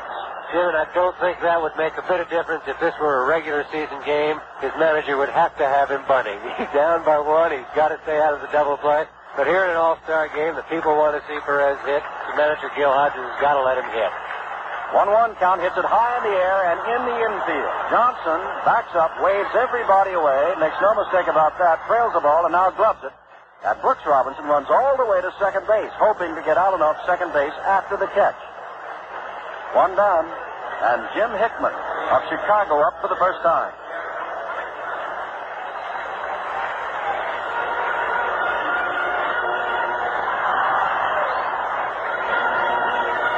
Hickman hitting .335, 5 years with the Mets.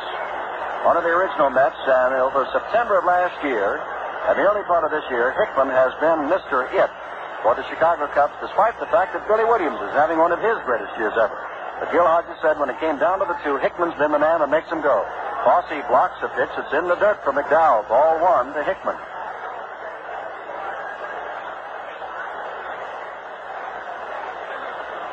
Hickman, who is 33 years old, is playing in his first All-Star game. And over the last 15 games of the regular National League season has been hitting at a .367 clip. Want to know the count showing? 1-0 to score. The American League. McDowell ready to throw and strike. Right on the inside corner. 1-1. Allen, who drew a walk, is on second. Rose, who drew a walk, is on at first.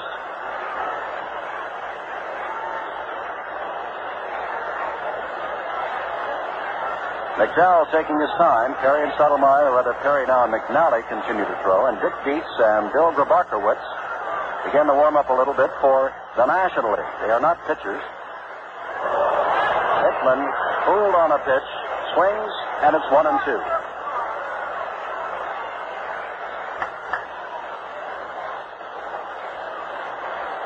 The American League looking for the double play. Allen leads off at second. Rose takes a few more steps off first. McDowell back to throw. Fly ball to short right field. Davy Johnson again goes out and waves everybody away. Taps his glove, and he's made the last 2 putouts. Allen retreats to second. Rose back to first. And Johnny Bench the batter. I think both those last 2 outs show you what the good fastball can do for you. Sam got in trouble. He got himself in trouble. And McDowell just reached back, threw a little harder, threw good fastballs to the next 2 hitters, and got them both to pop it up to the second baseman. Neither Perez nor Hickman could pull the ball, and couldn't keep from hitting the ball on the fifth. Johnny Bench has struck out swinging twice. The last time, it was McDowell who got him. Sam now trying to pitch out of a jam and protect the 1-0 American League lead. We're in the last of the 6th inning of a low-scoring All-Star game. First pitch from McDowell is outside, ball 1. Now, Tony Perez has struck out twice and popped up. Johnny Bench has struck out twice, but he's also gunned down Tommy Harper trying to steal. But the Cincinnati fans would dearly love to see Bench come up with a clutch hit here and at least tie the game. Remember, he has 28 home runs and 79 RBIs. McDowell throws in an off-speed pitch. He swings and misses. Strike 1. 1-1 to Bench. Jim, Sam McDowell is very successful when he uses the change and when he gets it over. And as we said earlier, sometimes he's tempted to use it a little too much. It's only good because of how good his fastball is. And I think if Sam goes to it too often, then he gets a little in trouble. Swings and misses at a fastball this time. It's 1-2. Then swinging hard.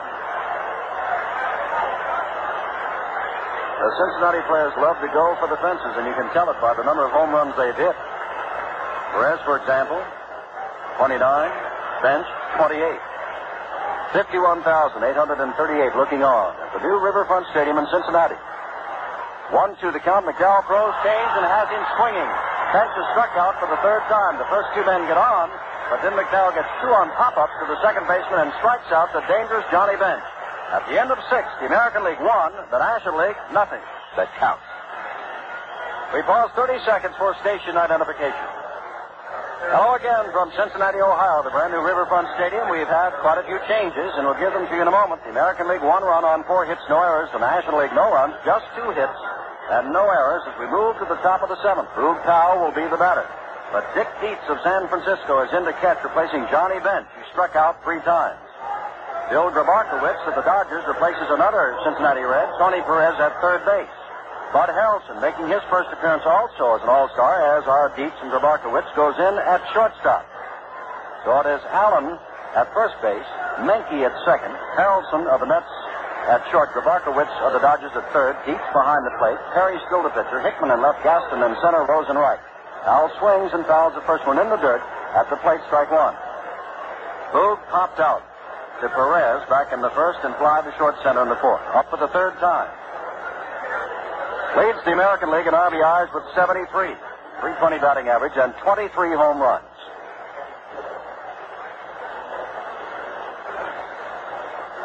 Big pitch way outside and then dropped by Dick Dietz. Dietz was given a $90,000 bonus from the Giants. This is his fourth full season with San Francisco. Last year he hit .230, but is having a great year this year. And is fourth in the National League in RBIs, making his first All-Star appearance. 1-1. Hit high and foul. Dietz comes back for it, but looks like it'll make the seats and make it by plenty, which it does. It's 1-2 to Boog Powell.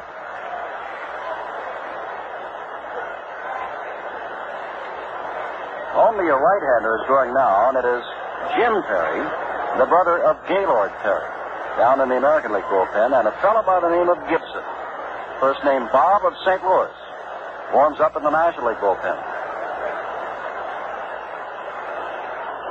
1-2 on a steamy night, but an exciting night in Cincinnati. They're proud of the new stadium, and they're proud to have the All-Star game here. And what a setting for it.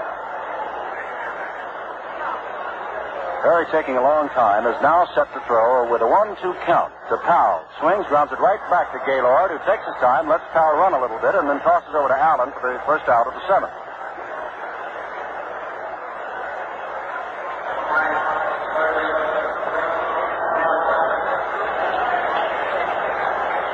Up for the first time is Brooks Robinson, who went in to play defense, replacing Killebrew.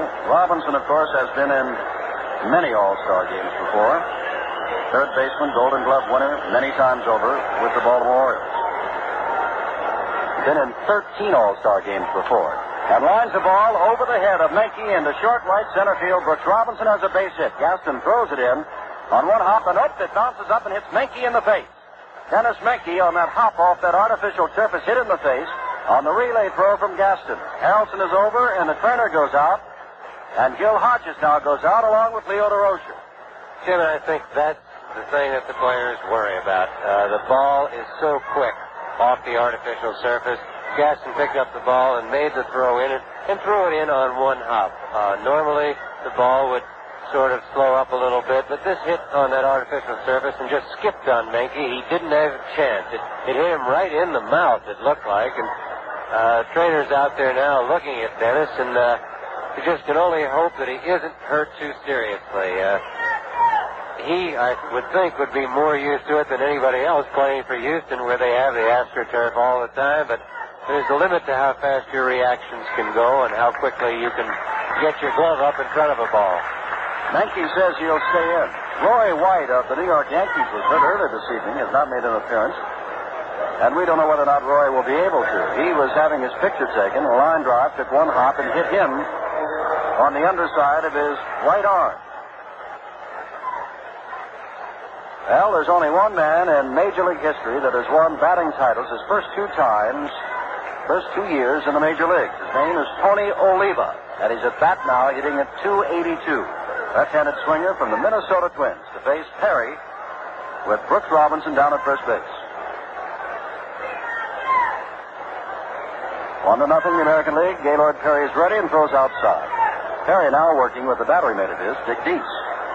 1 run, 5 hits, no errors for the American League. No runs, just 2 hits and no errors for the National League, which has won the last 7 All-Star games in a row. Oliva steps back in now. Tony can go with the pitch to all fields and with power. Lean toward an outside pitch, but let it go outside for a 2-0 count.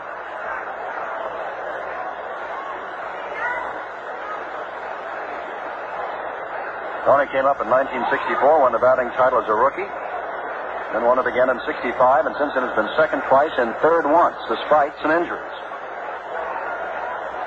Perry throws again off the corner to Oliva, and Gaylord is down 3-0. The American League hasn't been gifted with the base on balls yet. And on 3-0, Oliva has looked down to his coach, manager Lefty Phillips of California at third base, and is ready, and he is simply taking all the way, and it's strike one. Now with 3-1 and 1 out, and Brooks Robinson, who does not have great speed on at first base. Oliva takes time to step out to look down at Lefty Phillips.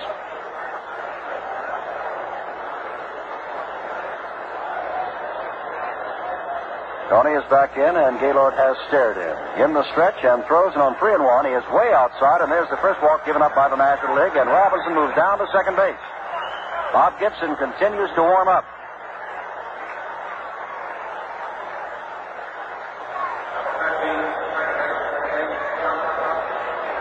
Harry has given up 3 hits and the only run of the ball game and struck out no one, and now he's given up his first walk. And Davy Johnson is starting because Rod Carew of Minnesota, who was voted as the All-Star second baseman, is injured, is up. Davy is flied to right and fouled out to the second baseman. Ball outside from Perry, and Gaylord kicks up dust at the mound. He didn't think it was a ball. 1-0. Robinson on at second, Oliva on at first. The American League won, the National League nothing. We're in the 7th inning. Perry ready to throw again. Sidearm pitch this time, and he has missed again just off the corner and stares in at Al Barley. I don't think Gaylord Perry is too happy about the call on those pitches. But there's always a tendency on all pitchers when you're in trouble to want everything. And a pitch that you'd want when you're in trouble, you just sort of ignore if it was called a ball with nobody on. 2-0 right down the middle, and it's 2-1.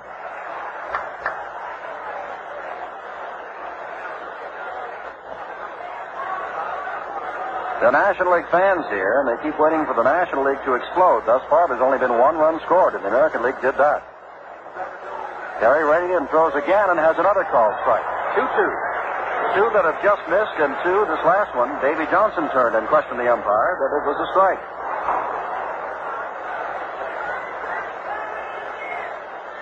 Only run of the ball game, driven in by Carl Yastrzemski, who singled for his second hit of the night. He has also sent the center fielder very deep to the wall.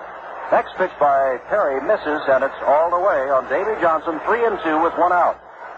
See whether they're running or hanging close on 3-2 with just 1 out. Ralph Houck walks over and says something to Oliva at first base. Houck, the coach at first. Perry staring back. They are not running on the pitch. Unintentionally fouled by Johnson. So it's still 3-2.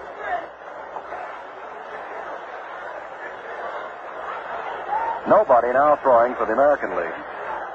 Although we are going to get a change because McDowell has worked his 3 innings while Gibson continues to throw for the National League. 3-2 pitch again. Down the middle. Short right field, over comes Pete Rose, loses his hat near the line. It's foul ball in the bullpen. Dennis Menke also back there, and Brooks Robinson very nearly home. And Davy Johnson almost to second base. Tim Davy does not strike out a lot, but even so, Brooks is not a good base runner. He's a good base runner. He doesn't have great speed, and it's awfully difficult to turn him loose. In case Davy does take a third strike or a swing and miss, Brooks wouldn't have much chance of beating a play at third. 3-2 again, 1 out. Perry throws right up the middle, and it's knocked down by Harrelson, picked up by Menke, can't get it, everybody's safe. Well, Harrelson saved the run. Bases are loaded.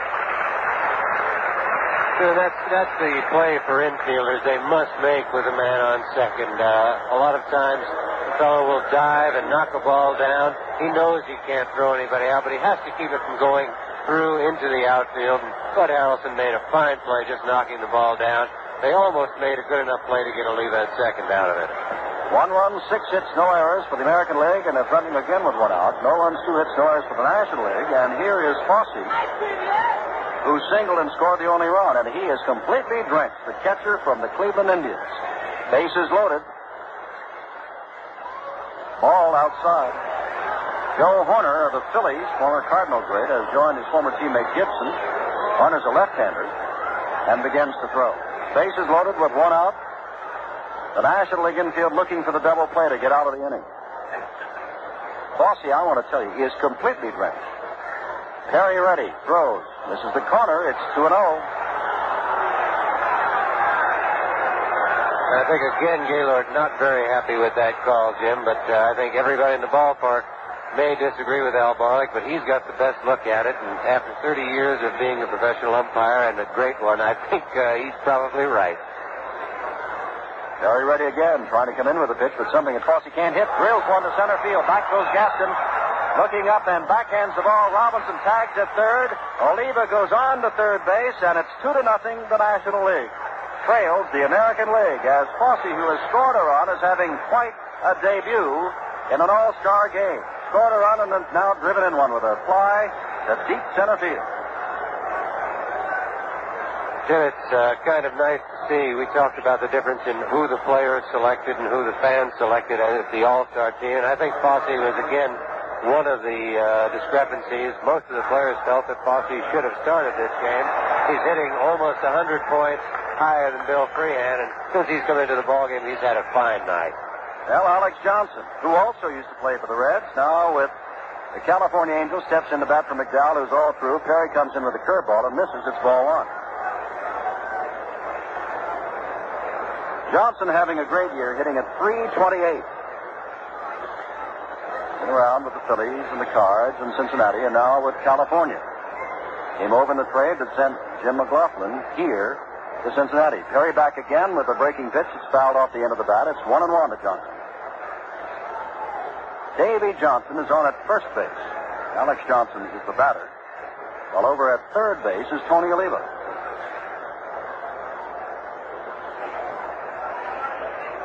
1-1 pitch, a curveball to the second baseman Harrelson, over to second base, or rather the shortstop Harrelson, over to second base Menke for the force out, and they're out of it, but the American League has scored another run. 1 run on 2 hits, no errors, and 2 left. We go to the bottom of the 7th with the American League leading the National League 2-0.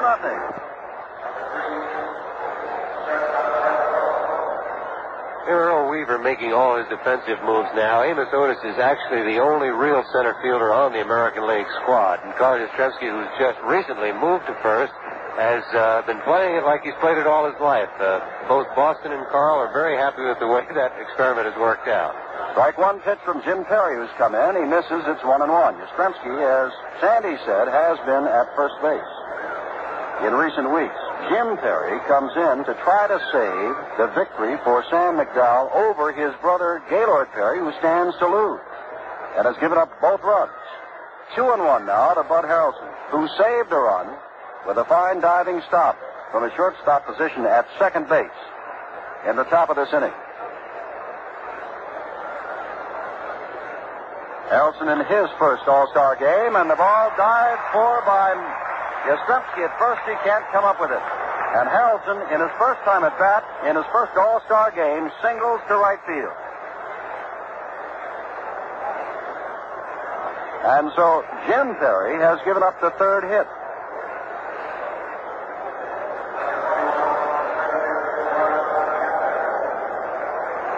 Harrelson was hitting .266.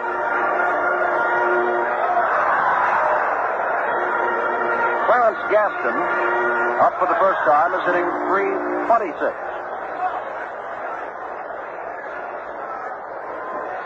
Gaston of the San Diego Padres, what a story he's got, because he was the 30th and last player to be picked by the Padres in their draft to get a team last year, and here he is in the All-Star game. Breaking pitch from Jim Perry, stays high, it's ball one.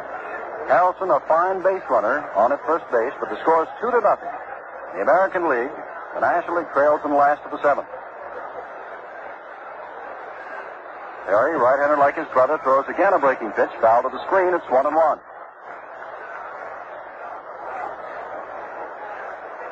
Looking down into the presidential box area, President sitting there with his coat on, and no matter what weight coat it is, I'm sure he is quite warm. Temperature still in the 80s. 1-1, and a breaking pitch is swung on and missed by Gaston. Strike two.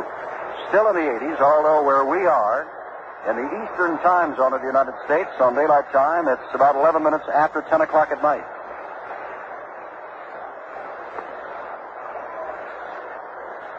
Perry ready for the 1-2 pitch. Harrelson on at first base. Harrelson blesses it to go. Fastball is inside and rather high. It's 2-2. Well, the man of the hour is the man who was not picked as the number one catcher. Fosse, who in his first time up singled and scored late on Yastrzemski's single in the sixth, and then with a sacrifice line drive to deep center, scored Brooks Robinson in the seventh. 2-2 to Gaston. Outside, it is 3-2. With Harrelson on at first and none out in the last of the seventh. Earl Weaver striding back and forth in the American League dugout and looking to someone, and he may get that bullpen busy again. 2 runs against this National League All-Star lineup is not much. Looks like McNally is getting up to throw again. Either he or Fritz Peterson of New York. Looks now like it's Peterson of New York. Check at first base where Yastrzemski is. Harrelson is back in time. 3-2 to Gaston. Inside, and Gaston draws the walk, and Harrelson goes to second.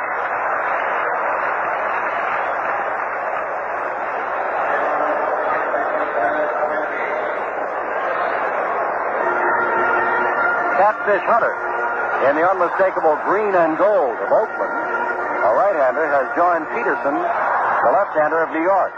Dennis Menke, who walked his last time up and also took a short hop throw from Gaston that hit him in the face, is the man up.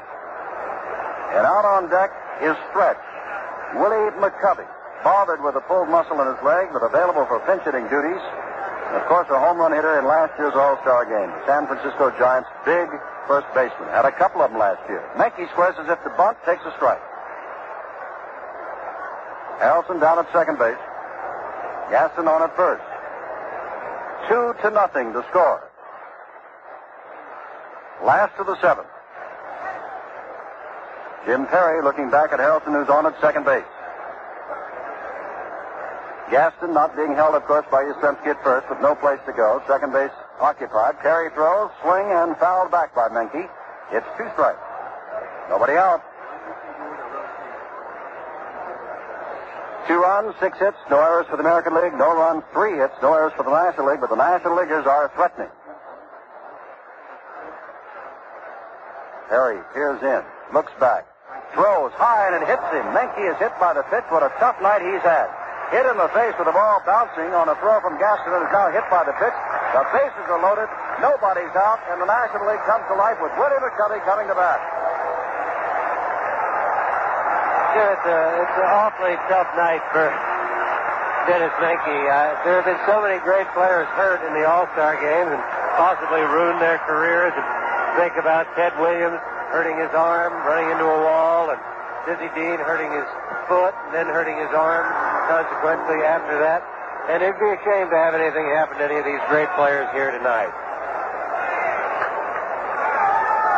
Willie McCovey hitting at 259, and the trainer again had to go out along with Hodges to see if Menke was all right. He says he is. The bases are loaded. McCovey hitting 259, but has 23 home runs and 66 RBIs. The San Francisco Giants' big first baseman. Facing Jim Perry.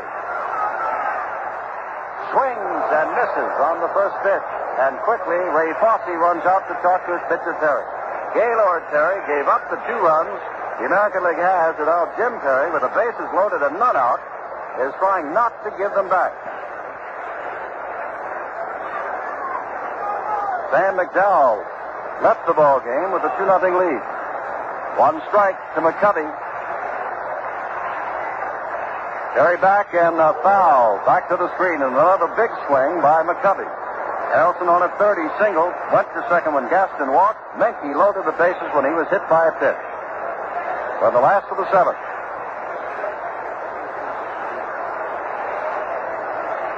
The National League, with that long, long streak of wins in the All-Star game, tries to come back. McCovey, a slow roller, charged by Aparicio, tags one man, throws on to first, double play, and a run scores. Harrelson scores. I think Menke was a little confused on that play and did not pick up the ball. If he had, he would have known that he had to stop and make Aparicio come and get him. Dennis ran into the tag. I think he was trying to get to second base to break up a double play, thinking Aparicio was going to toss the ball to the second baseman. And Dennis knew that he had to break up the double play because of McCovey's bad leg. But instead, he just ran right into the tag by Aparicio, and it was an easy double play. 2-1 the score. Gaston, the tying run, is on at third base, but 2 are out now, and Allen, who is hitless on the night, swings at the first pitch and misses, strike 1. Allen flied deep to right in the first inning, lined to the second baseman in the third, and walked on a 3-2 pitch in the 6th. Perry has given up 1 run now, comes back inside and low to Allen, and it's 1-1. Perry got in trouble, giving up a base hit to the first man he faced, Harrelson, walked Gaston, and again in trouble when his wildness forced him to hit Menke. Double play is allowed a run to score with Gaston on at third base. Allen swings and misses again. 1-2. Allen, like all of these home run hitters, are free swingers.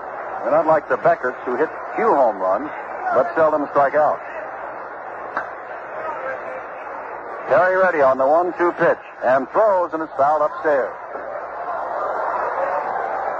There are no screens or any kind of protection in front of the press box behind home plate. And the writers here had better stay pretty alert. That ball bounced in and out again. Terry ready to throw. 1-2. It's low and in the dirt. Picked up by Fosse. Oh, Fosse is going to lose a few pounds tonight. Catching as he is behind the plate. Completely wet. But I'm sure at the moment completely happy. He has done quite a job. 2-2 now. Allen trying to get the tying run in. Jim Terry ready to throw and throws low and away. And we have a full count again. With Charlie Hustle, Pete Rose kneeling on deck.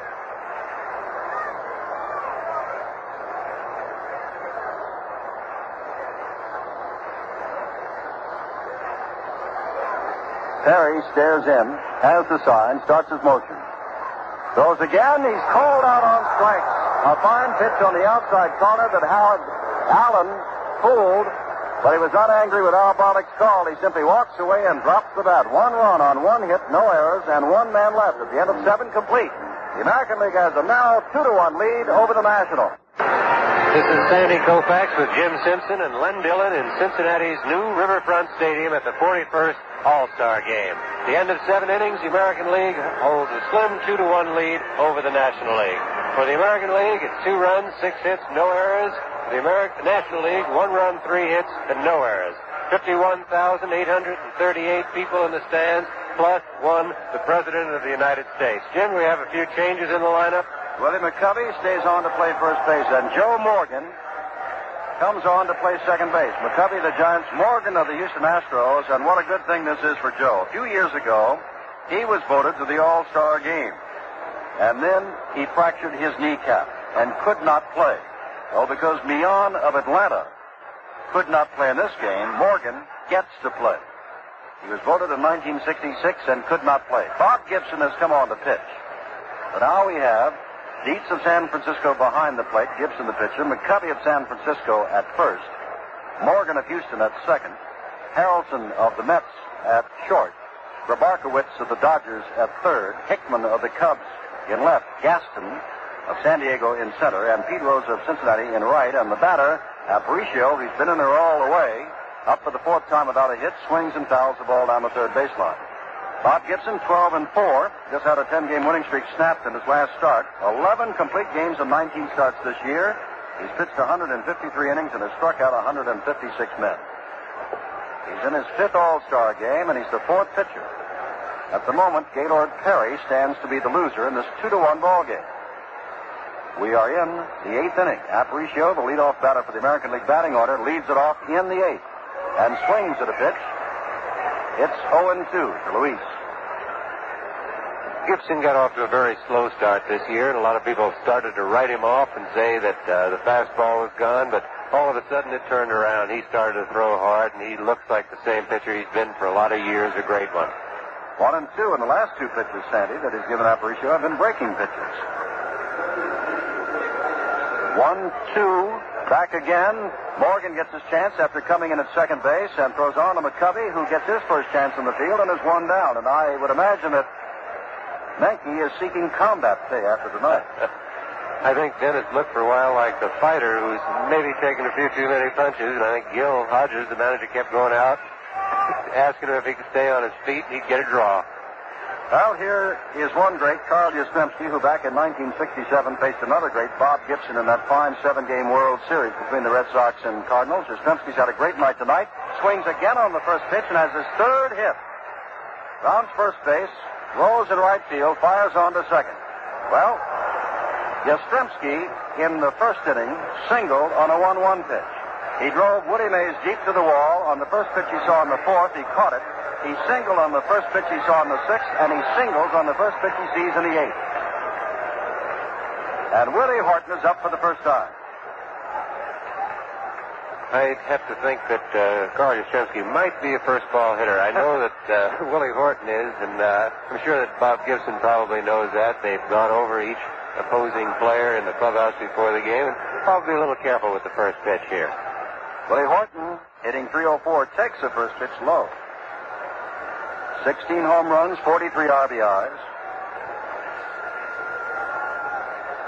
Comes home with Yastrzemski on at first, one down in the top of the eighth. National League trails the American League 2-1. Gibson ready and throwing, and Horton drills one to center field. It's going to drop in there in front of Gaston. Yastrzemski stops at second, and the American League is back in business.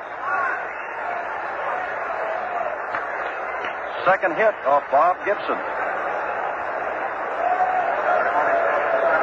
Jim, watching Gibby throw, he looked like he was throwing good, but not as hard as he can. And I think you're going to see what makes a fellow like Gibson a great pitcher. He's in trouble now, and all of a sudden the fastball could just get a little bit quicker.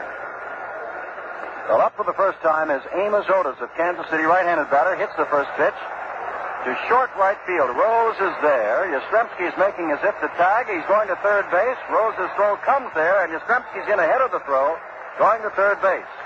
Staying on at first, of course, is Horton. They're two down with runners at first and third.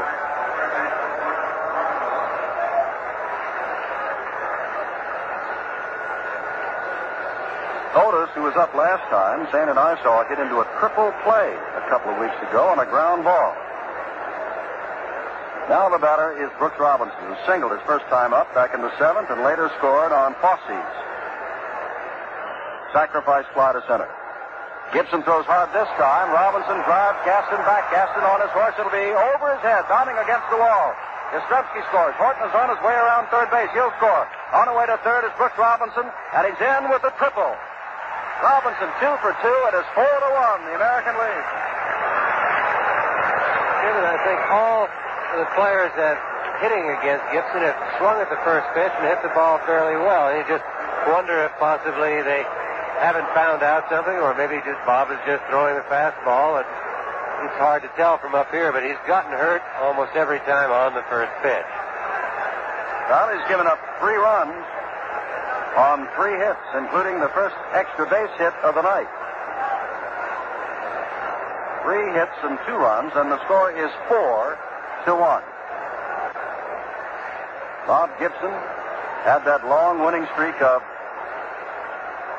10, just snapped in his last start, and the American League has jumped on him in a hurry tonight. Oliva swings on the first pitch and drills it high, but to short right field. Pete Rose simply walks it, now trots in and takes it for the third out, but Gibson is touched up. 2-run score on 3 hits, no errors, and Robinson left at third base in the middle of the 8th inning. The American League 4, the National League 1. 6. The score at the end of 7.5. American League 4, National League 1. Rose, the switch hitter, batting left against Perry, swings on the first pitch and fouls it off. Robinson is going over near the dugout, but it's going to be in the first row of seats as Robinson falls over the rolled-up tarpaulin over there, but is all right. Koufax of the Dodgers on deck, hoping to get up, and will get up for the first time in this ballgame. Time running out on the National League. Earl Weaver, manager of Baltimore and the American League All-Stars, said he's going to break that 7-game streak, and at the moment he's got a 3-run lead with time running out in the last of the 8th. Perry's ready, throws outside and low to Rose, and it's 1-1. Pete was up once before and walked back in the 6th inning. Jim Perry of Minnesota throws outside and high this time. It's 2-1 to Rose. 4 runs on 9 hits, no errors for the American League. 1 run, 3 hits, no errors on the National League. And the run that scored on a double play. Therefore, nobody gets the RBI. 2-1 pitch. Breaking pitch at the knees of Rose. It's 2-2, and Pete simply walks away from Barley. Jim, I think again we see in this All-Star game the dominance that pitching has, especially when they know they only have to go 3 innings. With all these great hitters, we haven't had very many balls hit well. Even some of the base hits have been not hit well. Rose strikes out swinging. Perry gets his second strikeout. Well, Cincinnati fans thus far have been disappointed. John Bench struck out 3 straight times. Tony Perez struck out twice and popped up. And Pete Rose has walked and struck out.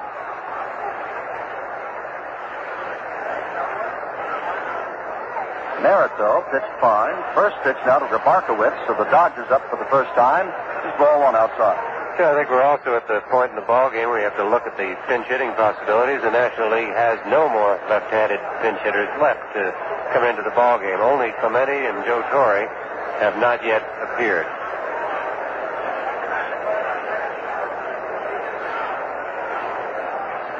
So Barkowitz is hitting .340. Low and away. 2-1 now. The Philly in his first All-Star game. Fourth in the league in hitting.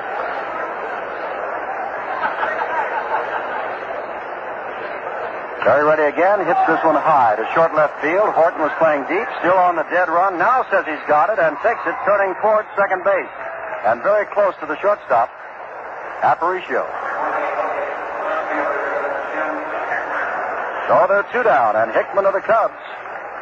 As we said before, there's not much time left for the National League, and you can say that again as we've got 1 out to go in the 8th inning.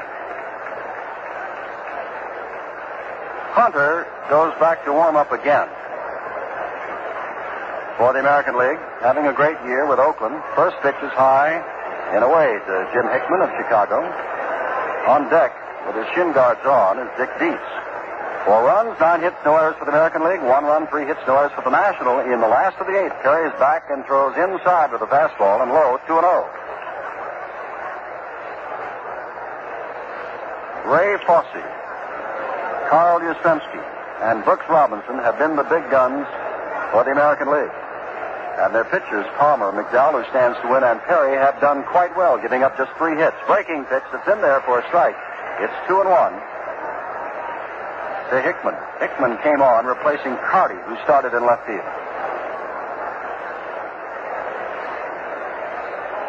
2-1 pitch from Jim Perry, and it's swinging strike. It's 2-2.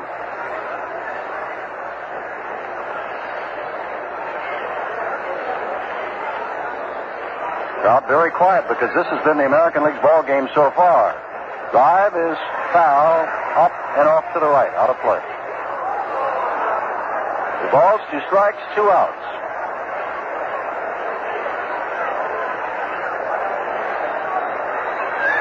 Hickman, the right-hander, facing Perry, the right-handed pitcher. In his back end, strikes him out swinging. Nothing across at the end of 8th. The American League 4, the National League 1. Nope. Back in Cincinnati, Bob Gibson throws to the first batter, Davy Johnson, who is 1 for 3, swinging strike 1. Along with Sandy Koufax and Len Dillon, this is Jim Simpson. Gibson is ready again, throws again, another swinging strike. It's 0-2 to Johnson. Johnson last time was robbed of an RBI when Harrelson at shortstop made a fine dive to stop his base hit from getting on through to the outfield. Gibson throws again, a breaking pitch, but it's up high, and it's 1-2. Davy fly to right is also fouled out. 4-1, the American League. We are in the top of the 9th inning. Drive foul upstairs, off to the right. Well, it'll drop in that big field section. They have 4 levels here. The lows, the club level, the plaza level, and the field section. Johnson strikes out, reaching for an outside pitch. That's the first strikeout for Bob Gibson. Tom Seaver, who started for the National League, gave up 1 hit, struck out 4 in his 3 innings. Well, here's Fosse, who has singled and scored a run, and his line sacrifice fly to deep center field scored another. The Cleveland young catcher takes high from Bob Gibson. It's ball 1. Fosse's only 23 years old, born and lives in Marion, Illinois.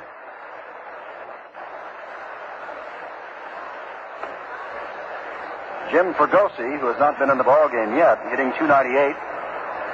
Shortstop for California, out and swinging a bat on deck. 2-0 the count to Fosse. Foul out of play to the right. Article not too long ago about how come Ray Fosse, who last year spent all the year, didn't catch too much for the Indians and hit .172, is doing so well. Answer, I got married. 2-1. Low it in the dirt. 3-1. And Bob Gibson definitely has not been the Bob Gibson we are used to seeing. And certainly not the Bob Gibson that rolled off that 10-game winning streak. They jumped on his first pitches in the 8th inning, picked up 2 runs on 3 hits, including a triple. And now Fosse also runs to first base, drawing the walk. Gibson has walked his first man. Jim, Bob looks like he's having a little bit of trouble with his rhythm. He's throwing fairly well. It's not the overpowering stuff that he usually has, but he's not making his pitches. He's missing with the fastball, and he's missing with the breaking ball, and he just doesn't look really too comfortable out on the mound tonight. Jim Fregosi, hitting .298, has an 8-game hitting streak going for him in the regular season, over which time he's been hitting .484. He swings and misses at the first pitch. Right-handed batter, drafted out of the Boston organization by the Angels when they were getting started, and has been with them ever since. 1 strike to him with Fosse at first base. Gibson throws, breaking pitch, it's fouled off to the on-deck batter, who throws it back to Gibson. Well, Fosse, who came on in relief of Freehand, as we said, has singled and scored a run, sacrifice fly, and now in his 3rd time at bat in his first All-Star game has drawn a walk. Pitch is outside, and it's 1-2 to Jim Fregosi. 4-1, the American League, top of the 9th inning of the 41st All-Star game. Foul back upstairs. The American League trying to break that dominance of the National League over the last 7 years, and the National League has also won 11 of the last 13 and lead in overall games 22-17 with 1 a tie. The 1-2 pitch from Bob Gibson, big curve, very high, and it's 2-2. Gibson, a native of Omaha, Nebraska. Fosse not taking too big a lead. Willie McCovey, the Giants, is holding him on at first base. Gibson ready, and Fregosi pokes one out into left field. Back goes Hickman. Back near the 375 mark, almost fell down, and now gets it as he goes into the wall. Taking a look at Gaston, and Fosse has to run back to first. I think that's one of the other problems in All-Star games, not being used to the fellow that's playing next to you. The left fielder doesn't know the center fielder doesn't know the left fielder. Jim Hickman went back on that ball, looked for Gaston in center field, and almost fell down trying to get his footing again. And that's one of your problems.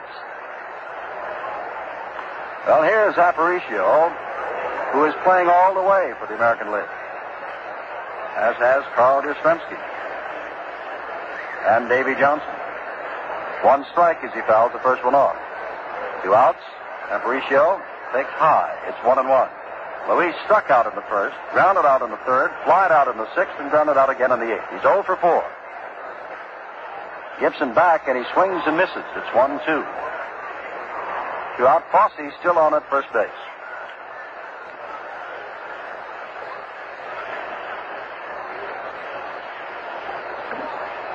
Gibson ready to throw, and Aparicio tried to bunt his way on, but instead bunts it foul for a called strike, or for a strike 3, so it's no runs, no hits, no errors, 1 left. The National League has 1 more chance. We go to the last of the 9th, the American League leading by the score of 4-1. The line score at the end of 8 1/2. The American League 4 runs on 9 hits and no errors. The National League 1 run, 3 hits, no errors. Jim?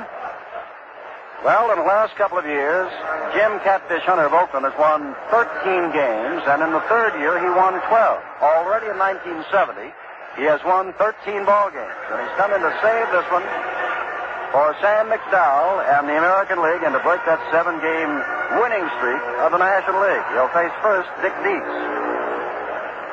Aparicio remains in, Davy Johnson remains in, Yastrzemski remains in, whereas Gil Hodges has taken out every one of his starters. Fritz Peterson of the Yankees is warming up just in case the right-hander, Hunter, gets in trouble. Dietz in his first All-Star game, up for the first time. From the San Francisco Giants, the catcher takes a strike from Hunter. Well, here's somebody across the bay. From San Francisco, Hunter pitching to a man from across the bay, Dietz from San Francisco. Now Stottlemyre. We've got 2 Yankees in the bullpen. Outside and low, it's 1-1 to Dick Dietz. No Yankee has yet appeared, and we told you Roy White was also hit by a ball before the game in his arm and has not come back to play. It's 2-1 now as Hunter's next pitch is high. Harrelson is kneeling on deck. Hunter throws, ball is hit to center field. Back goes Amos Otis, back looking up at the wall, and Dick Dietz has a home run.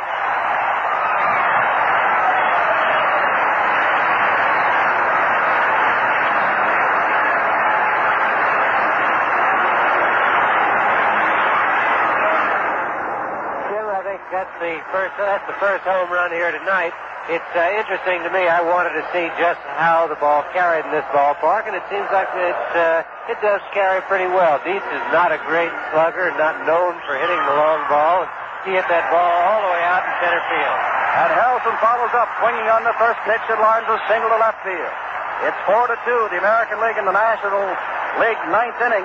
And here comes the National League, and here comes Earl Weaver quickly to the mound. Jim, it's amazing just how quickly a ball game changes its complexion. It looked like there was no problem, 3-run lead. All of a sudden, you look up, and on 2 pitches, the tying run is at the plate in the ball game. And it may be just a little bit of trouble here for the American League. Gaston is on deck. He drew a walk. Weaver is talking along with Fosse, his catcher.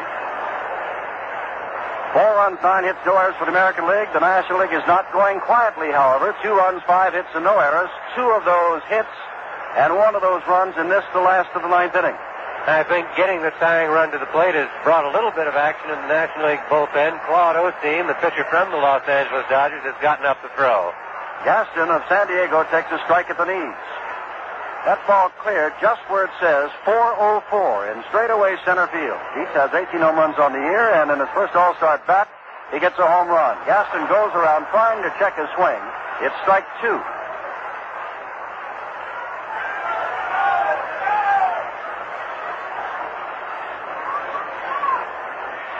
Joe Morgan of the Astros on deck, breaking pitch, and it's popped up to the infield. Yastrzemski waving everybody off in front of Davy Johnson and takes it for the first out. Harrelson, of course, holds on.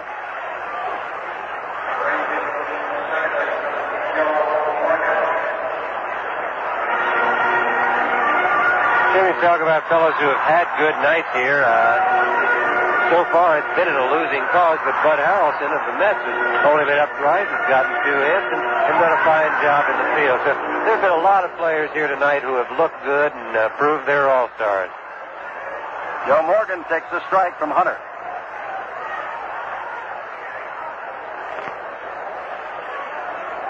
Morgan has 2 home runs this year, but has surprising power on occasion for a little man. Can get the ball around very well. Get the bat around and hit the ball long distance. Stan and I saw him hit a home run in the Dome that there was no question about, and it's difficult to hit it there. 1-1 the count to him. Harrelson on at first, 4-2 the score in the last of the 9th inning. Did not go all the way around. Now, Barlick said he did go around. Fosse looked back and challenged him as Morgan looked like he went around. Nothing was said. Fosse looked back and said, what? And Barlick said it is a strike. Knowing Al Barlick and how good an umpire he is, I'm sure that the late call on that came because he was checking with the third base umpire. The third base umpire will give the home plate umpire a sign on check swings to let him know if the batter went around. 2-2 to Morgan with 1 out. 4-2 the score. Last of the 9th inning. The American League leads. Hunter throws. Again a check swing by Morgan. And it's 3-2. Morgan trying to get on base, and kneeling on deck is Willie McCovey. The one thing Morgan does not want, of course, is a double play to end the ball game. Give McCovey the shot at it. Breaking pitch, lines it to right field. Over quickly is Oliva. Picks it up. Stopping at second is Harrelson. Men on first and second, and Willie McCovey the batter. And Earl Weaver quickly out of the dugout, and probably will go to Peterson, the left-hander. The pitch to the left-handed McCovey. Jim, on the National League bench, you only have 2 players right now, except for the pitchers who have not been in the ball game, and they are both right-hand hitters, both good right-hand hitters. Joe Torre of the Cardinals and Roberto Clemente of the Pirates. Clemente has had a problem with his neck. Whether it is so bad that he can't hit or can't play, we don't know. But there is the possibility if Gil Hodges wanted to make the change, he's got 2 fellows sitting there who can hit the ball out of any ballpark anywhere. Al Hunter is gone. 1/3 of an inning, responsible thus far for 1 run, 3 hits, retired just 1 man. And of course, this game could be tied with both runs charged to Hunter, who cannot lose it. Also seemed like something had to happen. It's just too good a lineup, both clubs, the National League and the American League club.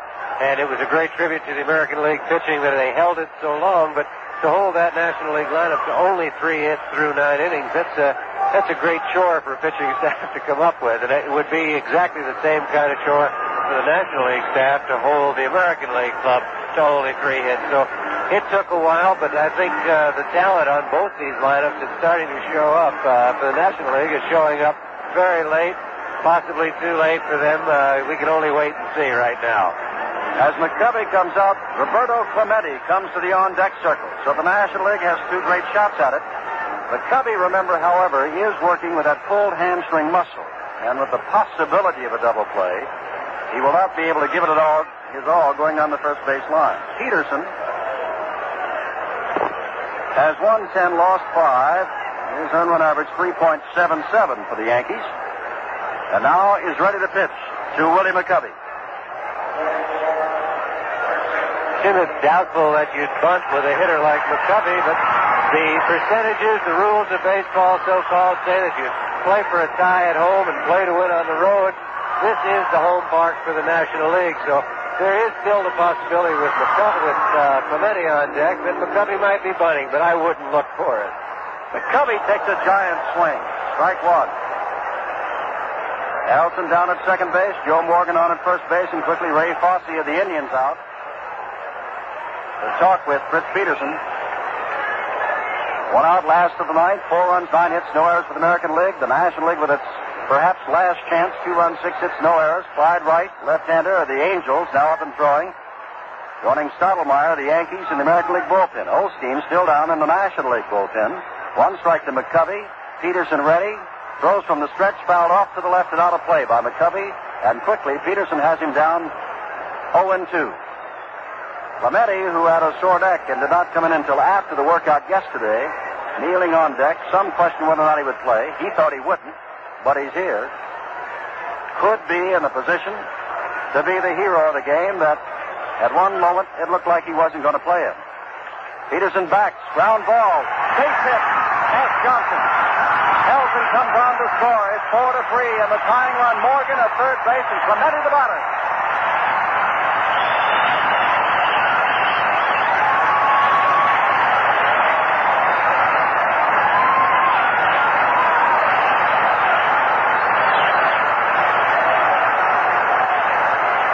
McCovey at first base hit that ball pretty well. He's not the kind of hitter who's going to be intimidated because it's a left-hand pitcher.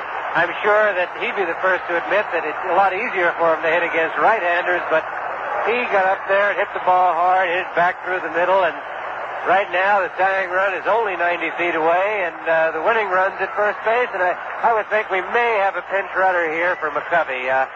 Gil Hodges out to talk to him, along with Lum Harris, first base coach, to find out if Willie can run it all. And I would think that we're going to have a pinch runner. It might even be the pitcher, Claude Osteen. Osteen is coming in. Run. Osteen coming in. McCovey marches off. And Roberto Clemente, with a .355 batting average, comes to bat.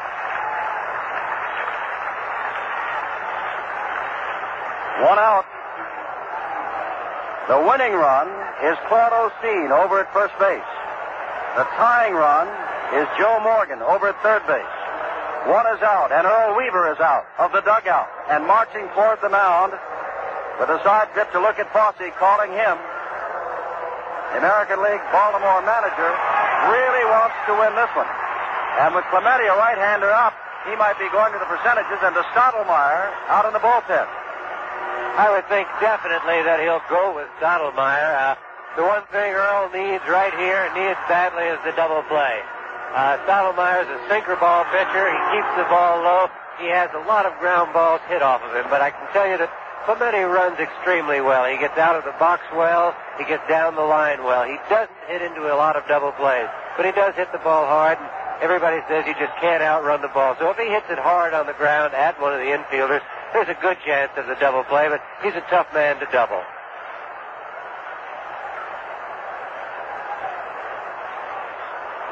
Well, Stottlemyre comes in. He is the 6th American League pitcher, and he is the 3rd in this, the 9th inning.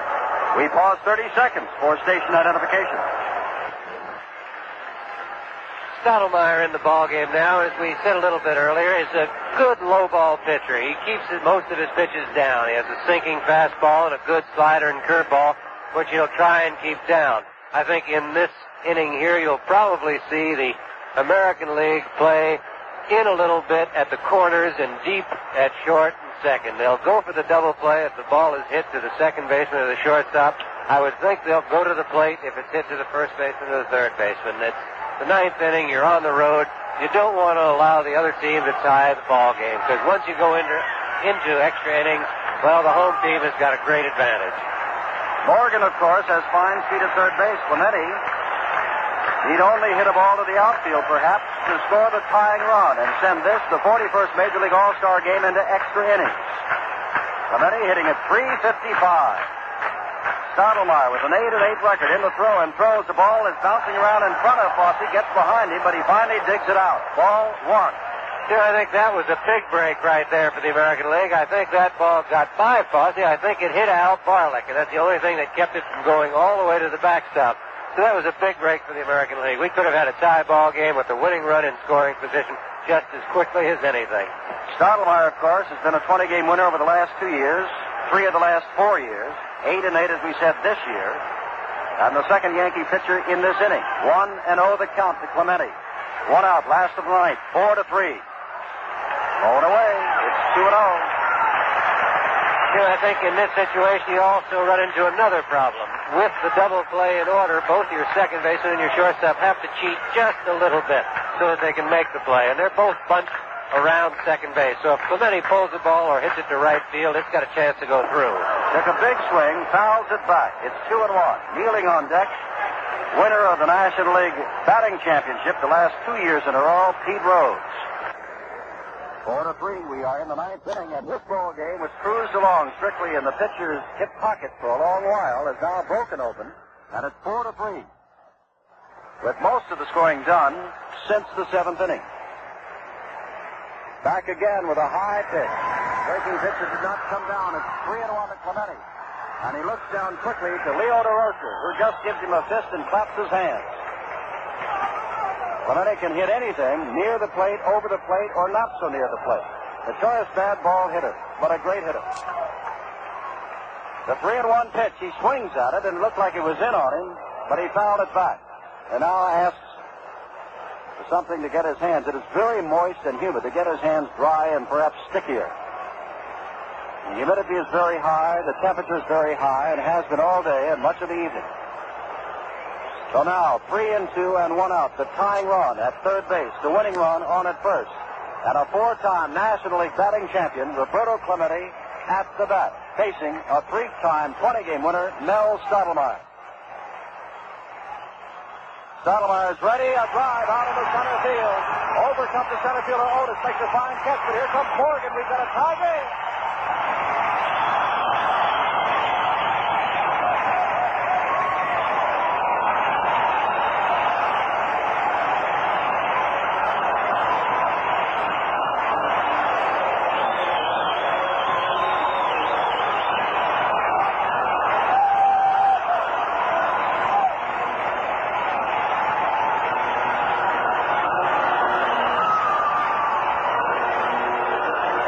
Listening to that crowd, there's no doubt that this is not a nonpartisan crowd. Cincinnati, a great baseball town, the oldest franchise in baseball, really rooting for the National Leaguers here tonight. Pete Rose, their hero, the batter, and takes a strike at the knees. High game, 2 out now. Go-ahead run, Claude Osteen running from McCovey on at first base. That ball by Clemente was well hit on the 3-2 pitch. Another pitch is outside this time to Rose. It's 1-1. Pete has walked and struck out. The Cincinnati batters tonight have been disappointing for the home crowd. Johnny Bench, as we said, struck out 3 times. Tony Perez struck out twice and popped up to the infield. Rose has walked and struck out. They'd like some action from their fine hitters. Swing and a miss. It's 1-2. And the scoreboard in center field says, how do you like the show so far? 4-4. They tied it up with a man out in the last of the ninth inning. Roberto Clemente driving in Morgan from third base.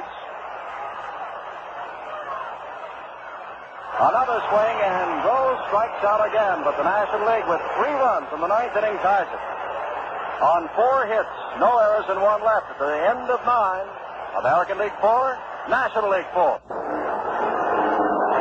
Hello again from Cincinnati's Riverfront Stadium. Jim Simpson with Sandy Koufax and Len Dillon. Claude Osteen, who came on to run for McCovey while warming up, stays in to do the pitching. Jim Hickman has come in from left field to play first base. Pete Rose has gone from right to left, and Roberto Clemente, who tied the ball game up, has gone into right field. Jim, right now you'd have to say that the National League does have a little bit of an edge. As soon as you go into extra innings and you're tied, it's just a great advantage to the home team. It becomes sudden death for them. If the American League can score here, well, the National League still has another chance. But anytime the National League can score, if they can hold the American League down, it's a sudden death victory. And it's a nice feeling when you're at home and you're in extra innings. Well, Earl Weaver made all of the moves, Sandy, trying to pull the victory out for the American League the first time after 7 straight years, but he doesn't have it yet. It's 4-4. Here's Yastrzemski, who the last 3 times up has hit the first pitch, one deep to center field, the other 2 for singles. Claude Osteen to do the pitching, and this time he can't hit the first pitch. It's in the dirt and through the legs of the catcher, Dick Dietz. Yastrzemski will be followed by Willie Horton. We are in the top of the 10th inning. 4-4 the score. No score until the American League got 1 in the 6th. The National League got 3 in the last of the 9th. Yastrzemski grounds one. Hickman backs on it. Osteen comes over quickly to cover first. Almost missed the bag and had to swoop in on it, but does for the first out. Looked like Claude might have got just a little disorientated with that baseline. I would think that it might be a little difficult to get yourself lined up. Most of the time, the pitcher likes to cut over to the baseline and then try and run parallel to it. And here, with all that green, it looked like he had a little trouble finding it. At bat now, Willie Horton, who singled the last time up and scored one of the 2 runs in the 8th inning off Bob Gibson. Well, this game now belongs to Claude Osteen and Mel Stottlemyre. An outside pitch to Horton. It's ball 1. Horton, of course, has great power. Willie made the news by the other day, well, I guess it's been a week or more now, that he gave a big cookout for the ground crew at the stadium. Here's a drive to deep right field. Clemente going back, looking up. Off the wall, plays it there. Horton goes toward second base, and that's one of the longest singles you'll see. Clemente with that rifle arm fires it in, playing it off the fence.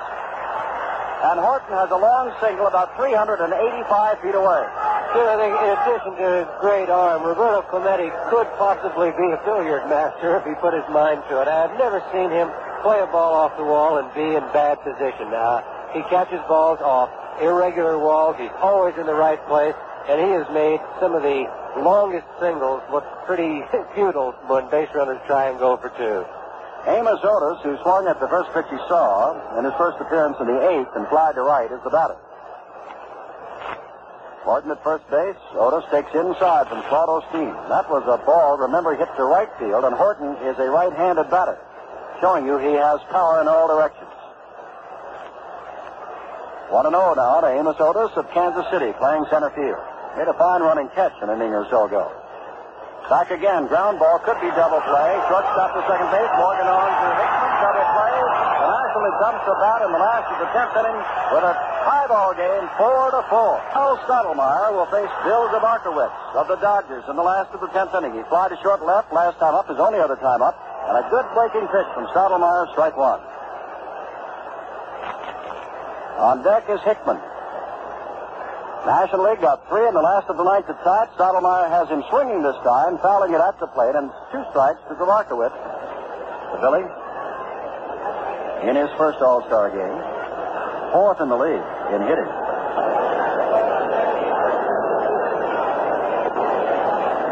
Zabarkowitz is hitting .340. He hits this one high to short left field. Horton was playing deep, still on the dead run. Now says he's got it and takes it, turning towards second base. And very close to the shortstop, Aparicio. Here's Hickman, who's popped out and struck out. Dangerous hitter, the Chicago Cubs outfielder, infielder, plays both the outfield as well as first base, and tonight he's been forced to playing first base here, as Dick Allen and Willie McCovey, 2 first basemen, are out of the lineup. They've been in the ball game and now out. 1-0 pitches right down the middle. 1-1 to Jim Hickman of Chicago. 4 runs, 10 hits, no errors for the American League. 4 runs, 7 hits, no errors for the National League. Last of the 10th in Cincinnati. The National Leaguers got 3 in the last of the 9th to stave off a defeat. Swinging strike to Hickman. It's 1-2. Stottlemyre came on, gave up a single to McCovey and a hard liner. That was caught by Clemente. And Hickman strikes out.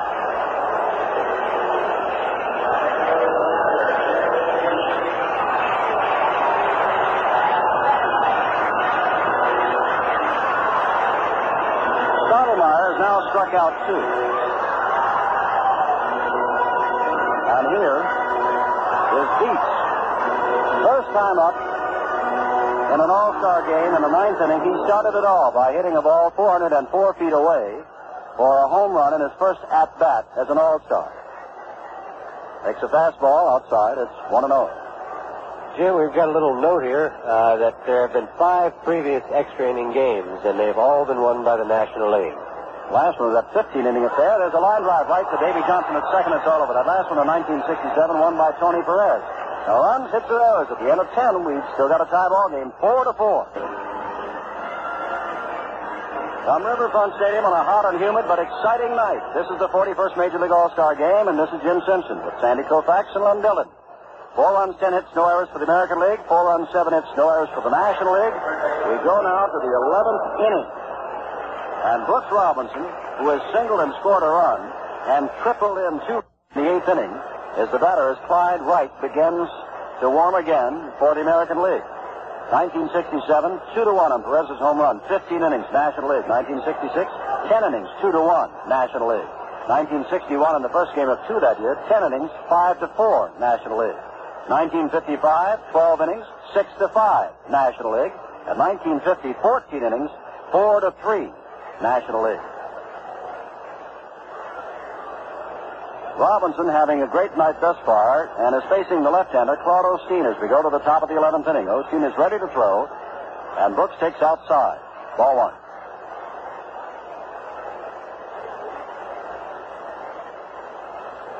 Robinson, right-handed batter, waits for Osteen. The Dodgers' next throw, again outside. It's 2-0. Well, there are not many people, when you start to maneuver now, Sandy, that either manager has left with which to maneuver.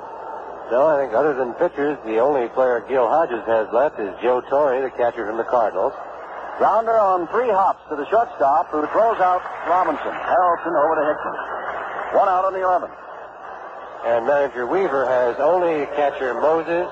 Roy White, if he's able to play, as you said, he was hit before the game. We don't know if he's in uniform still. And Sandy Alomar. Tony Oliva, who has walked and flied to right. Oliva, of course, has power and can go to all fields. Gaston, realizing he is a left-handed batter, pulls him around to pull to right. But Oliva, as American Leaguers know, can go anyway. I think only the center fielder has moved in any one direction. Both the right and left fielder are playing him sort of straight away. He can hit the ball all over, but the center fielder has to commit himself one way or the other, even so he can just see the ball. The pitcher isn't in the way. First pitch from Osteen is high, and it's 1-0 to Tony Oliva, the Minnesota Twins. Osteen ready, and Oliva fouls it off. It's 1-1. Well, I know, for example, in Europe, where they're listening on AFRTS, it's not only late here in the United States, where it's after 11 o'clock in the Eastern Time Zone, but it's tomorrow morning. Many of our American forces and folks overseas are probably getting up and having breakfast and listening to this game. Fouled back again by Oliva. It's 1-2. 1 out, 11th inning, 4-4. Claude Osteen is the 5th pitcher. Seaver started, had a fine 3 innings. Merritt worked well for his 2. Then Perry gave up a couple of runs. Gibson 2 more. Osteen now working. Osteen ready to throw. 1-2, and there's a drive down the line. In right field, it is fair. Oliva is on his way around first base. The rifle arm of Clemente in the throw into second base, and I want to tell you, Oliva just does get there with a double. Clemente from the deepest corner by the line. Got a ball on 1 hop to Morgan, the second baseman, at second. But the go-ahead run is at second base, and here's Davy Johnson looking for his second hit of the night. He's got an infield hit, 1 for 4. Clemente made a good play on that ball. There's not much you can do with it. There's no way to keep it from being a double. Oliva runs too well. Clemente got the ball in as quickly as he could with a strong throw, but it was an easy double for Tony. Davy Johnson, right-handed batter, trying to get Oliva around, ground ball. Oliva has to hold up. Charging in from third base is Grabarkowitz, throwing on the Hickman at first, and Johnson is out, and Oliva has to hold on. Well, if there's ever a hero, here's the one for the American League thus far tonight, one of them at least. In his first All-Star game, he singled and scored a run in the 6th. His line drive sacrifice fly drove in a run in the 7th, and he walked in the 9th. Ray Fossey. And with that in mind, first base open. Gil Hodges comes running out to talk to Claude Osteen. Well, with the open base, Jim, and Roy White, as I see now, is on deck. I'm glad to see that the injury was not bad enough to keep him out of the ball game. I think Gil came out to ask Claude whether he'd rather pitch to Fossey or pitch to White, or whether he knows how to pitch to Fossey, just to make sure. Fossey, as we said, and his uniform has been dripping for some time, steps in completely drenched, just as though somebody turned a hose on him, catching behind the plate in this high temperature, high humidity night in Cincinnati, Ohio. Osteen is now ready. Strike on the outside corner. Fossey looks at it. Oliva started off second base. Walks back not quite. Checks around to see where Morgan is, where Harrelson is. Second baseman and shortstop at the National League. Making sure no one is sneaking in behind him. Osteen working from the stretch, looking back now at Oliva. And throwing, ground ball. Harrelson at shortstop scoops it up, throws on to first base. And they got him. No runs, one hit. No errors, one left. We go to the last of the 11th, and it's a 4-4 tie.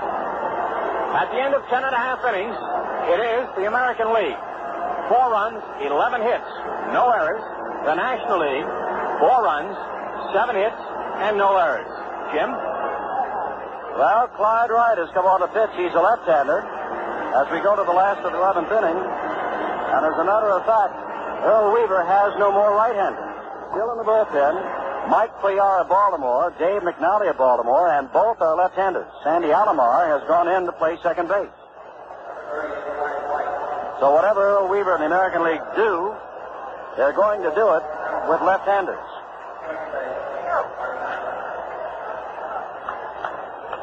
Clyde Wright, 27 years old, born in Johnson City, Tennessee. He was 1-8 last year, believe it or not. This year, he's 12-6. And he's going to face a fellow that's having a good night, switch hitter Ken Harrelson, who has 2 hits and has scored 2 runs. Horner, a left-hander of the Phillies now, warms up for the National League. Harrelson with a .266 average.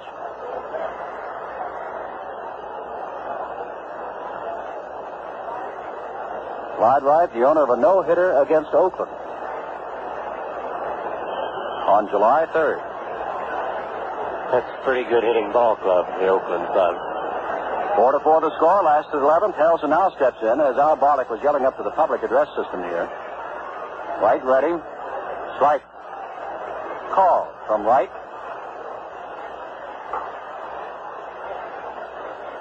Well, this has been quite a ball game. The National League came up with 3 in the last of the 9th, and here we are, 4-4. There's a drive down the line, but it's pulled foul. And Harrelson doesn't hit him much better than that. He really got around on that ball. Now I begin to realize what the Cincinnati papers quoted the White House as saying about President Nixon. He's going to stay until the last out. Well, this ball game is now 3 hours old. It's still going, and Mr. Nixon is still here. 2-strike pitch to Harrelson. This one is hit to center field. And Amos Otis is right there, moving only a few steps to his right, and has it for the first out of the National League 11. And Gaston, Clarence Gaston of San Diego, has walked and popped to the first baseman as the batter. Coming out on deck is Joe Morgan. Sandy and I had pointed out there's not much maneuvering to be done here. Sandy Alomar is now in the ball game. Moses has not yet played. And the pitchers who are left in the American League are all left-handers. Ball 1. Roy White, of course, the switch hitter, was out, ready to swing last time, but never got up. 1-0. Wright, left-hander, moving to the right-hander, Gaston, who does have power. Ground ball very fast. Alomar goes to his knees, takes it, and throws on to Yastrzemski at first base. 2 down. Jim, it's interesting to see the way some of the infielders have played on the right side of the infield. Your second baseman, your first baseman, the ball gets to them so quickly they have time to get down on one knee to field the ball before throwing it to first. 2 outs now, and Joe Morgan, the left-hander, steps in against the left-hander Clyde Wright. 4-4 the score. Last of the 11th inning of the 41st Major League All-Star game. The pitch is low to Morgan, ball 1. 4 runs, 11 hits, no errors for the American League. 4 runs, 7 hits, no errors for the National League.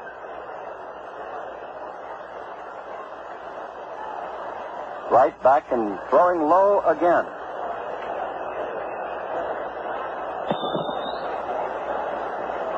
Horner, Wilhelm, and Simpson, who last pitched on Sunday, remain available. The manager, Gil Hodges. 2-0 pitch, again low from Wright. And suddenly he's lost the touch and has thrown 3 low pitches, and it's 3-0 to Joe Morgan.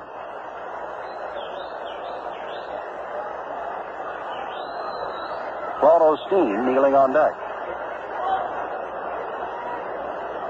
3-0 pitch, right down the middle. 3-1. Osteen wears the blue and the white of the Dodgers, is wearing a red batting helmet, and for the moment threw me off. 3-1, right, ready to go again. Swing and a miss on the 3-1 pitch. Ball popped out of the glove of Fosse, and it's now 3-2. Jim, Osteen is a good hitting pitcher. He has pinch hit for the Dodgers many times, but he's not that crazy about hitting against left-handers.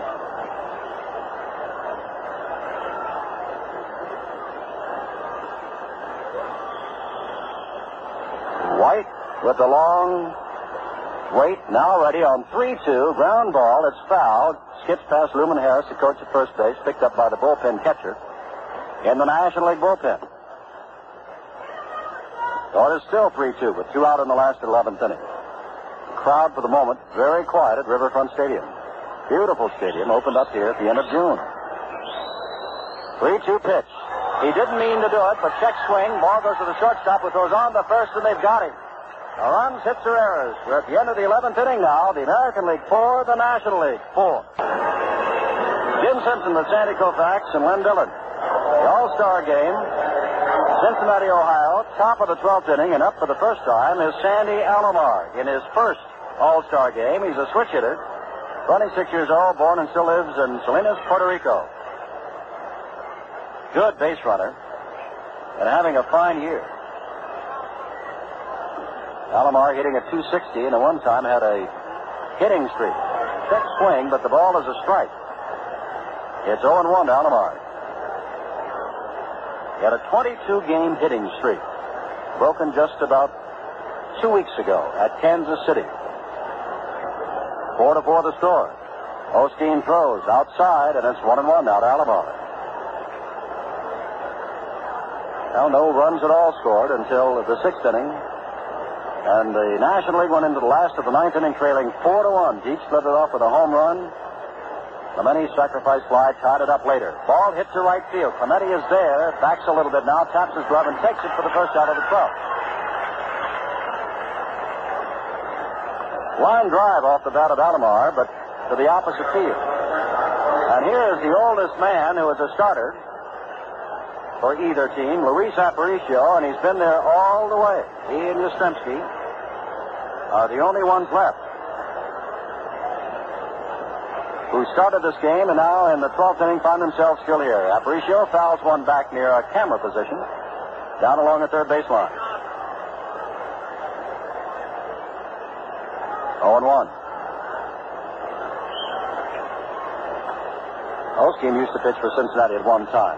Foul at the plate now. Jumps out in front of the plate on the artificial turf, picked up by Dietz. Well, in case you just joined us, we are in the Riverfront Stadium. The score is 4-4, and if you didn't hear our description of the Riverfront Stadium before, it is almost completely artificially turfed, with just 20 by 20 sections around first, second, and third. There is no skin of the infield. What used to be the dirt part of the infield is completely artificially turfed. Well, this time that's been done in baseball.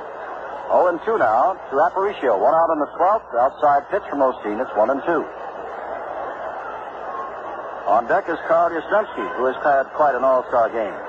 In this, his 6th all-star game and his 4th start. It's been a long one.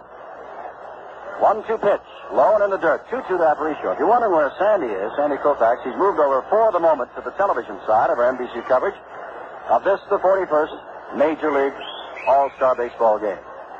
2-2 now to the right-handed Luis Aparicio, 36 years old. Swings and rips one toward the American League dugout. Bounces off the fence and will be secured down the left field line by Russ Getz, an umpire of the American League.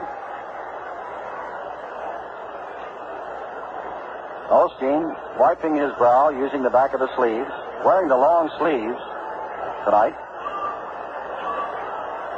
Throws now, drive to center field. Gaston started in, now just waits there and takes the line drive for the second out. 2 balls have been hit hard off Osteen, a liner to right, now a liner to center, but he's gotten both of them in out, and here's Yastrzemski. Yastrzemski singled in the first, hit the first pitch, and back Willie Mays to the center field wall before he caught it in the fourth.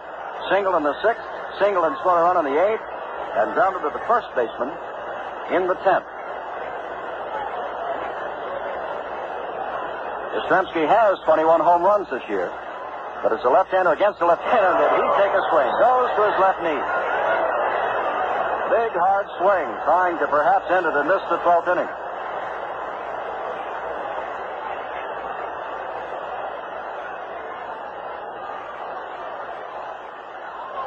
Ball pops out of the mat, but the glove of Dick Dietz. But Barlick says that it did tick the bat of Carl Yastrzemski, so that's strike 2. Yastrzemski did not offer it the ball, but had his bat out over the plate, holding it high, and it did hit it. Hickman, as all good infielders do in the late innings, is guarding that line down along first base. Doesn't want the extra base hit. Yastrzemski fouls it off to the left, and out of play up behind home plate. So it's still 0-2, and now again that flag in right center field begins to blow. For a long time, the winds were still here in Cincinnati. 2 strikes to Yastrzemski, 2 out in the 12th inning for the American League. Low and away, it's 1-2. Well, the National League used Seaver, then Merritt, then Terry, then Gibson, then Osteen. The American League, Palmer, McDowell, Terry, Hunter, Peterson, Stottlemyre, and Clyde Wright is working. Yastrzemski hits the drive to center field. In comes Gaston. Has it? No, he doesn't. It got by. Yastrzemski digging for second. Gaston's throw is low and bounds away from Harrelson. Gaston thought he had it, was slow in retrieving it, and then slow in doing something with it. Yastrzemski never hesitated and steamed to second, catching Gaston by surprise, and his ball was thrown into the artificial turf. And the go-ahead run is at second base, and Carl Yastrzemski has his 4th base hit of the evening, and Horton, who is 2 for 2, is the batter. And Dick Dietz is pointing at first base saying, put him on.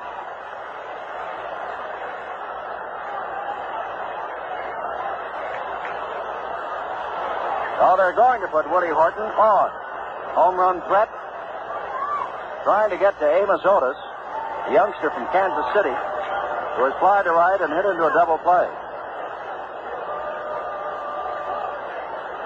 Otis, though, carries with him a fine batting average of .310. That's ball 3. Now Osteen throws to Dietz, ball 4, and Horton trots down to first base, and with 2 out, men on first and second, Amos Otis, the youngster from Kansas City, gets a chance to do it all.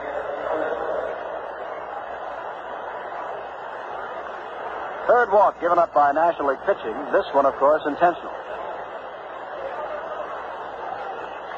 Otis came over to Kansas City in the trade that brought Joe Foy to Kansas City. Right-handed batter. 23 years old. Drive to right field. Clemente started in, now goes back, puts his glove up, and one-hands it for the final out. Osteen in a lot of trouble, and got out of a lot of trouble. No runs, 1 hit, no errors, 2 left. In the middle of the 12th, it's 4-4. Jim Simpson with Sandy Koufax and Len Dillon back in Cincinnati, last of the 12th, and Joe Torre is the batter, and this is the last man that Gil Hodges has to use aside from pitchers. Clyde Wright, the pitcher, and throws. It's outside. Torre hitting at .307, 10 home runs, 47 RBIs. And, of course, he plays now with the St. Louis Cardinals. Has been a catcher, first baseman, and a little bit at third base. The 1-0 count from Wright misses. Yastrzemski's 4th hit ties an all-star game record. Joe Medwick had 4 hits in 1937. Ted Williams in 1946. Add the name Carl Yastrzemski in 1970. 2-0. Pitches inside, and as Wright, when he ran into trouble back in the 11th inning and began to miss with Joe Morgan, his pitches were all low. It's 3-0 now, and he hasn't come up to the waist yet of Choi. He's been down by the knees or lower. Comes down with the automatic strike this time, chest high. It's 3-1. Choi looks down to DeRocher to see what it is he's supposed to do. 4-4. We're in the last of the 12th. And as Sandy pointed out, and as you know, I'm sure, being the last of the 12th, the last of any inning, the National League has the advantage. 1 run, and they've got it. Drive. Robinson is handcuffed by it, but the good third baseman throws. What a play. Yastrzemski went high in the air. He was off the bag and leaped in midair and tied Choi as he went by. John Rice called Choi out. Joe had something to say, but goes back.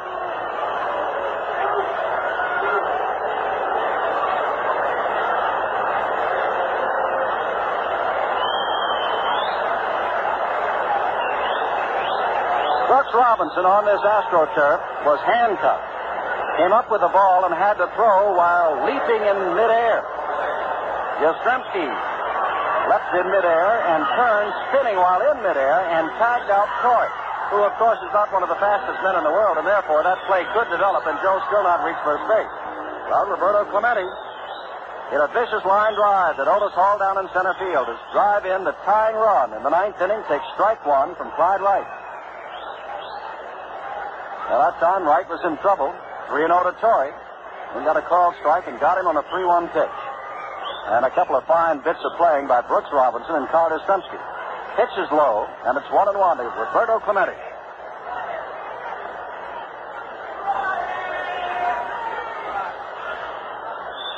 Clemente, a .355 hitter in the regular season. Hits it off the fists, and it's picked up by Sandy Alomar, who throws on to Yastrzemski, and a 2-out in the National League 12th.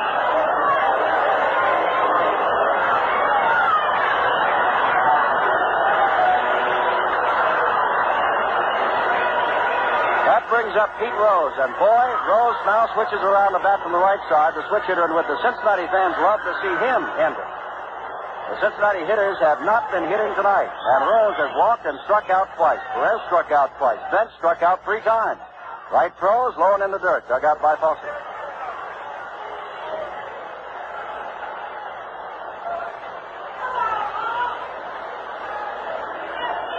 Right ready for the 1-0 pitch. 2 out, last of the 12th, 4-4 in this all-star baseball game. Very high, and it's 1-1. Make that 2-0. Beg your pardon.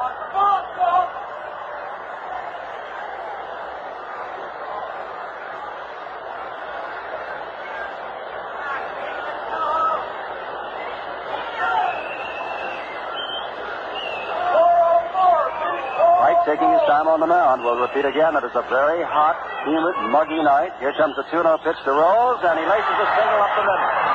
Otis comes over, goes down to one knee. Rose starts as though he's going to second base, but Otis hustles his throw into Alomar, and he retreats. So the winning run, Pete Rose, and that's the first Cincinnati player hit.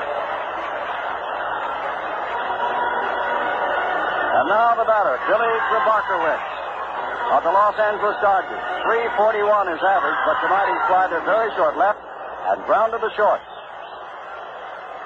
4-4 the score, 2 out, last of the 12th.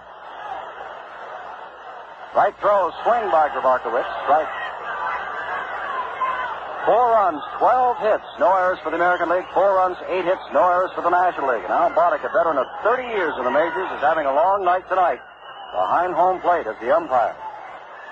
Another swinging strike by Grabarkowitz, and on each occasion he's been completely fooled by the Clyde Wright pitches.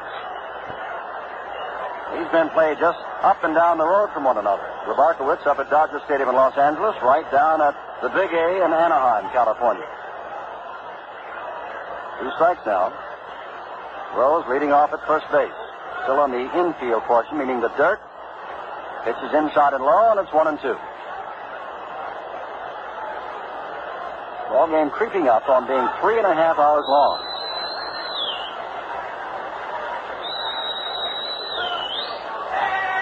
Each team has nearly exhausted its resources of hitters. High and away from Grabarkowitz, it's 2-2. On deck, of course, is Jim Hickman of the Cubs.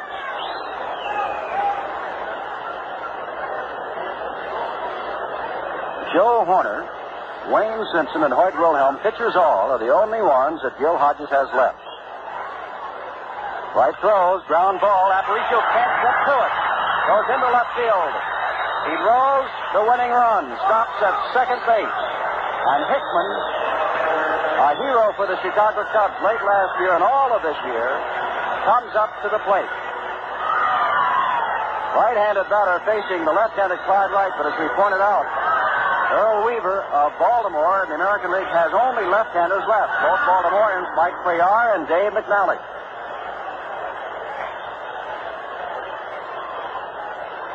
Pete Rose at second. Bill Grabarkowitz at first. Jim Hickman at bat.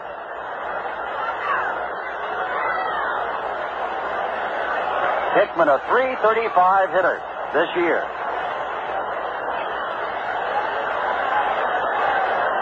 19 home runs, 63 RBIs. Right. Looks back. Throws. Hickman takes high. Ball one. On deck is Dick Dietz, who has hit a home run tonight and lined to the second baseman.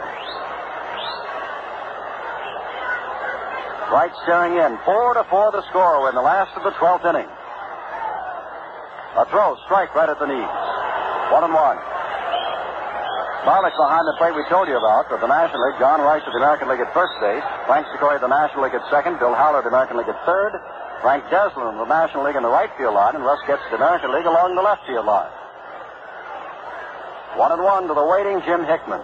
And right into the stretch. Looking back and throws up the middle. Rose is on his way around. Picked up by Otis. Rose is coming to the plate. Throws a throw. He's in. It's all over. The National League wins.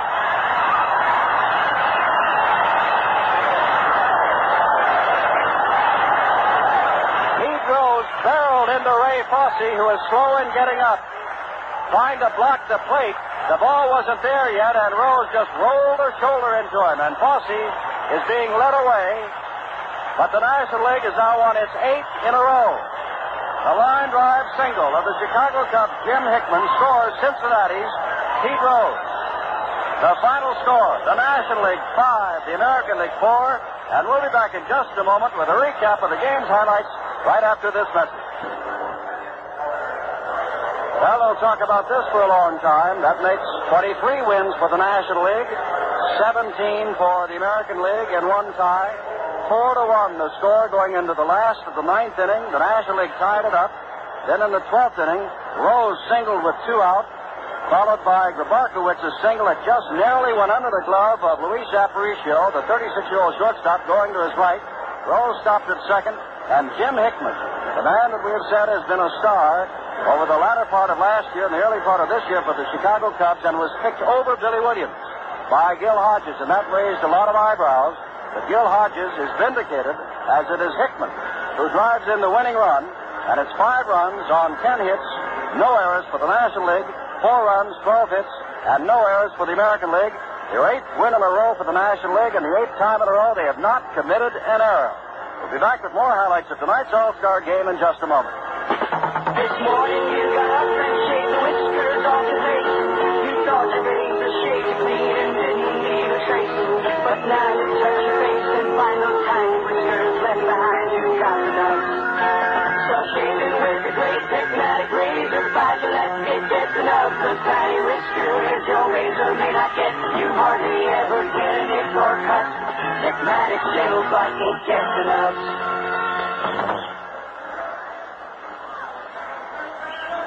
Wrap up. Here is Len Dillon. How can a sales clerk who joined the Retail Clerks Union only a few years ago retire with $100 a month or more in addition to her Social Security?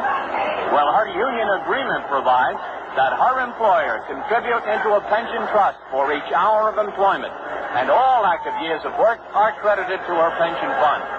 For more information, check your telephone book for the Retail Clerks Union, or write to the Retail Clerks International Association, Washington, D.C., 20006. Jim, for the final wrap-up. And for a final word, Sandy Koufax. Thank you, Jim. Well, it was another great ball game, and as the pattern held out, the National League just keeps winning the extra inning ball games. Good pitching on both clubs, occasional little spotty pitching. A tough situation for Clyde Wright. Every pitch he threw could have been the last pitch of the ball game. He was in sudden death all the time. But everybody did a good job, and the only thing I can hope is that Ray Fosse wasn't hurt. He's having a fine year, and I'd hate to see anybody hurt in the All-Star game. Well, Charlie Hustle, Pete Rose was going to score that. As a matter of fact, Joe Cronin of the American League, and of course Pete plays in the National League, came over to him during the workouts here and said, Pete, you ought to stop going in head first. You're liable to get hurt. Well, he really came in head first and barreled into Fosse, but scored the winning run, and Fosse did walk off, apparently under his own power. I think he did, Jim. The problem was with his arm, and you never know. You just hope that he's all right. Charlie Hustle, as you call him, Pete Rose, what everybody calls him, it looked like he was going to slide head first, and looked up and saw the catcher had the plate blocked, and you just can't slide head first into those shin guards.